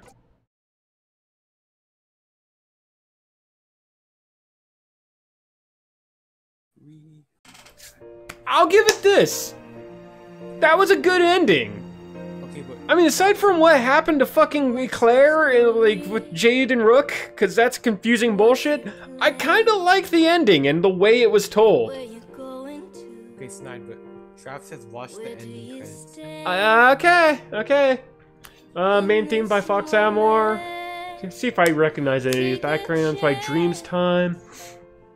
Additional resources by Photodune, Audio Jungle, and Moray Actson. So I'm pretty sure that's where all the backgrounds are from. Additional scripts. Wait, additional scripts.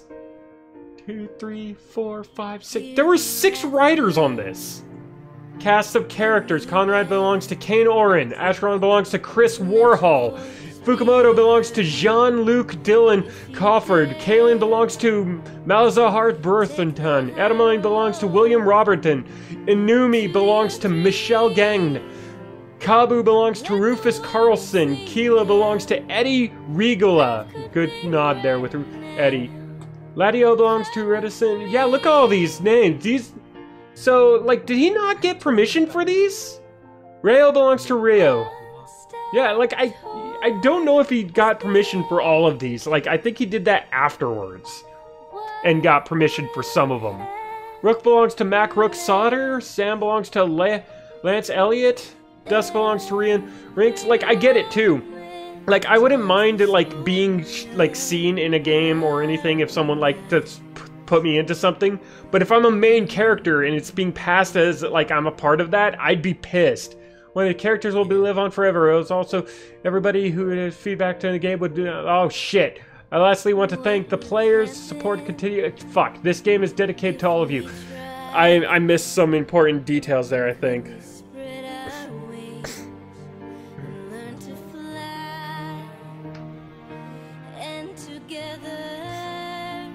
Finn. Finney. I told you guys, yeah. Again, I like the way the ending was written. The convoluted, like, timeline bullshit is a little stupid. The writing... This whole game was 5 stories car wrecked together. And then sewn by, like, an unprofessional surgeon. But, like, overall, there was elements that were really good. There were good elements. I don't want to completely shit on it. I'm not that kind of person. I give merits where merits are due. Some of the characters are really well written. Their backstories are... The best part is probably some of the characters' backstories. Easily. Yeah. And, well, a lot could have been cut. What is this? I tremble, my entire body is overwhelmed with sensation. I have no idea what just happened or where I am. I pant heavily at taking my surroundings. It's the terminus, but wasn't it on a crash course? Hey there, Sniddles. I'm glad to see you awake. When you blacked out, I feared the worst. Rio stands before me and offers me his hand. I take it without hesitation and he helps me stand. I look out the window of the bridge astonished. There are billions of stars shining together. Wait, this is different end credit scene from what I saw. Oh! Oh ho!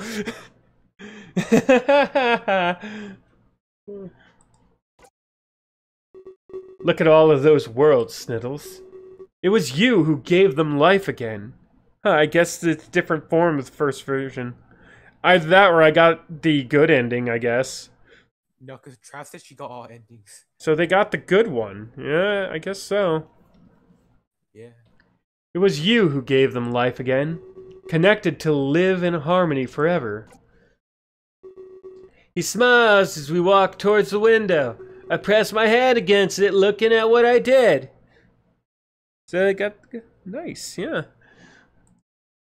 I changed reality, united the entire galaxy. But for some reason, I saw the future of everything. Yes, I expected as much. Your sight has been twisted. No longer limited to 2 worlds. You can view the entire galaxy. Both its current and future state. Just think of what you were capable of. Maybe we should go and get everybody. It might be good to have some company. And honestly, I grew fond of them all. I'm not sure how to respond to that. I mean, we did go through a lot together. So you're basically responsible for saving everyone. Yay. Yeah. But the future I witnessed was so happy. If I changed things up, it could cause tragedy. Besides, I'm not even sure if they would remember me. So much has changed, I wasn't on any of their minds. If we went to recruit them, they'd call us insane. Rather than acknowledging my fear, he gives me a gift. The 2 blades merged into one. But it looks different, don't you think? Like its source of power has changed. It's the sword I held earlier, but purified. Instead of black and red, it's colored differently. Now it wears an ornate white and a beautiful gold. I feel like it could be a source of good in the galaxy. We have lots to exploring to do, and we can continue changing history. But it would be nice to do with friends. So tell me, what should we do? Should we get the group back together? Or should we leave things as they are? I think long and hard before I answer Rio. It seems I held the future of everyone in my hands. Made through the biggest mess known as Major Minor, yeah. And it was time for me to decide what happened next.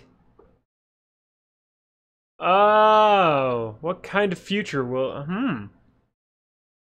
No, fuck it. I'd rather not change what I saw. Well then, I trust your judgment. But Sniddles, we have lots to talk about. Luckily, I know where we can waste time. At the end of time! Soon I feel an all too familiar sensation. I embrace it, filled with joy that I survived. And filled with wonder at the galaxy's potential.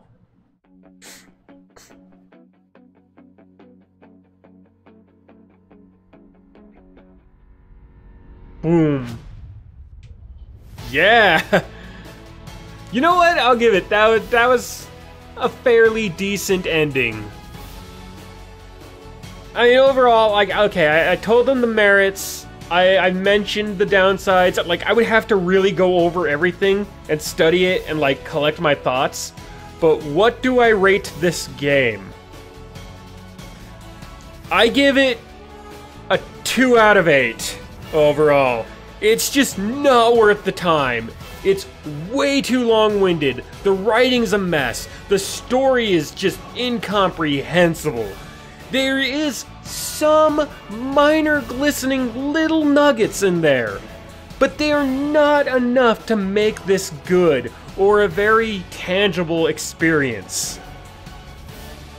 So I'm sorry, Clace, I will play your other game, but I just don't think this one was nearly as good as people keep saying it, and it definitely did not deserve the award it got in any way. Yeah.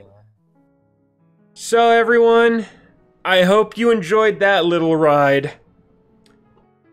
Until next time, beasts and vermin, I'll catch you then.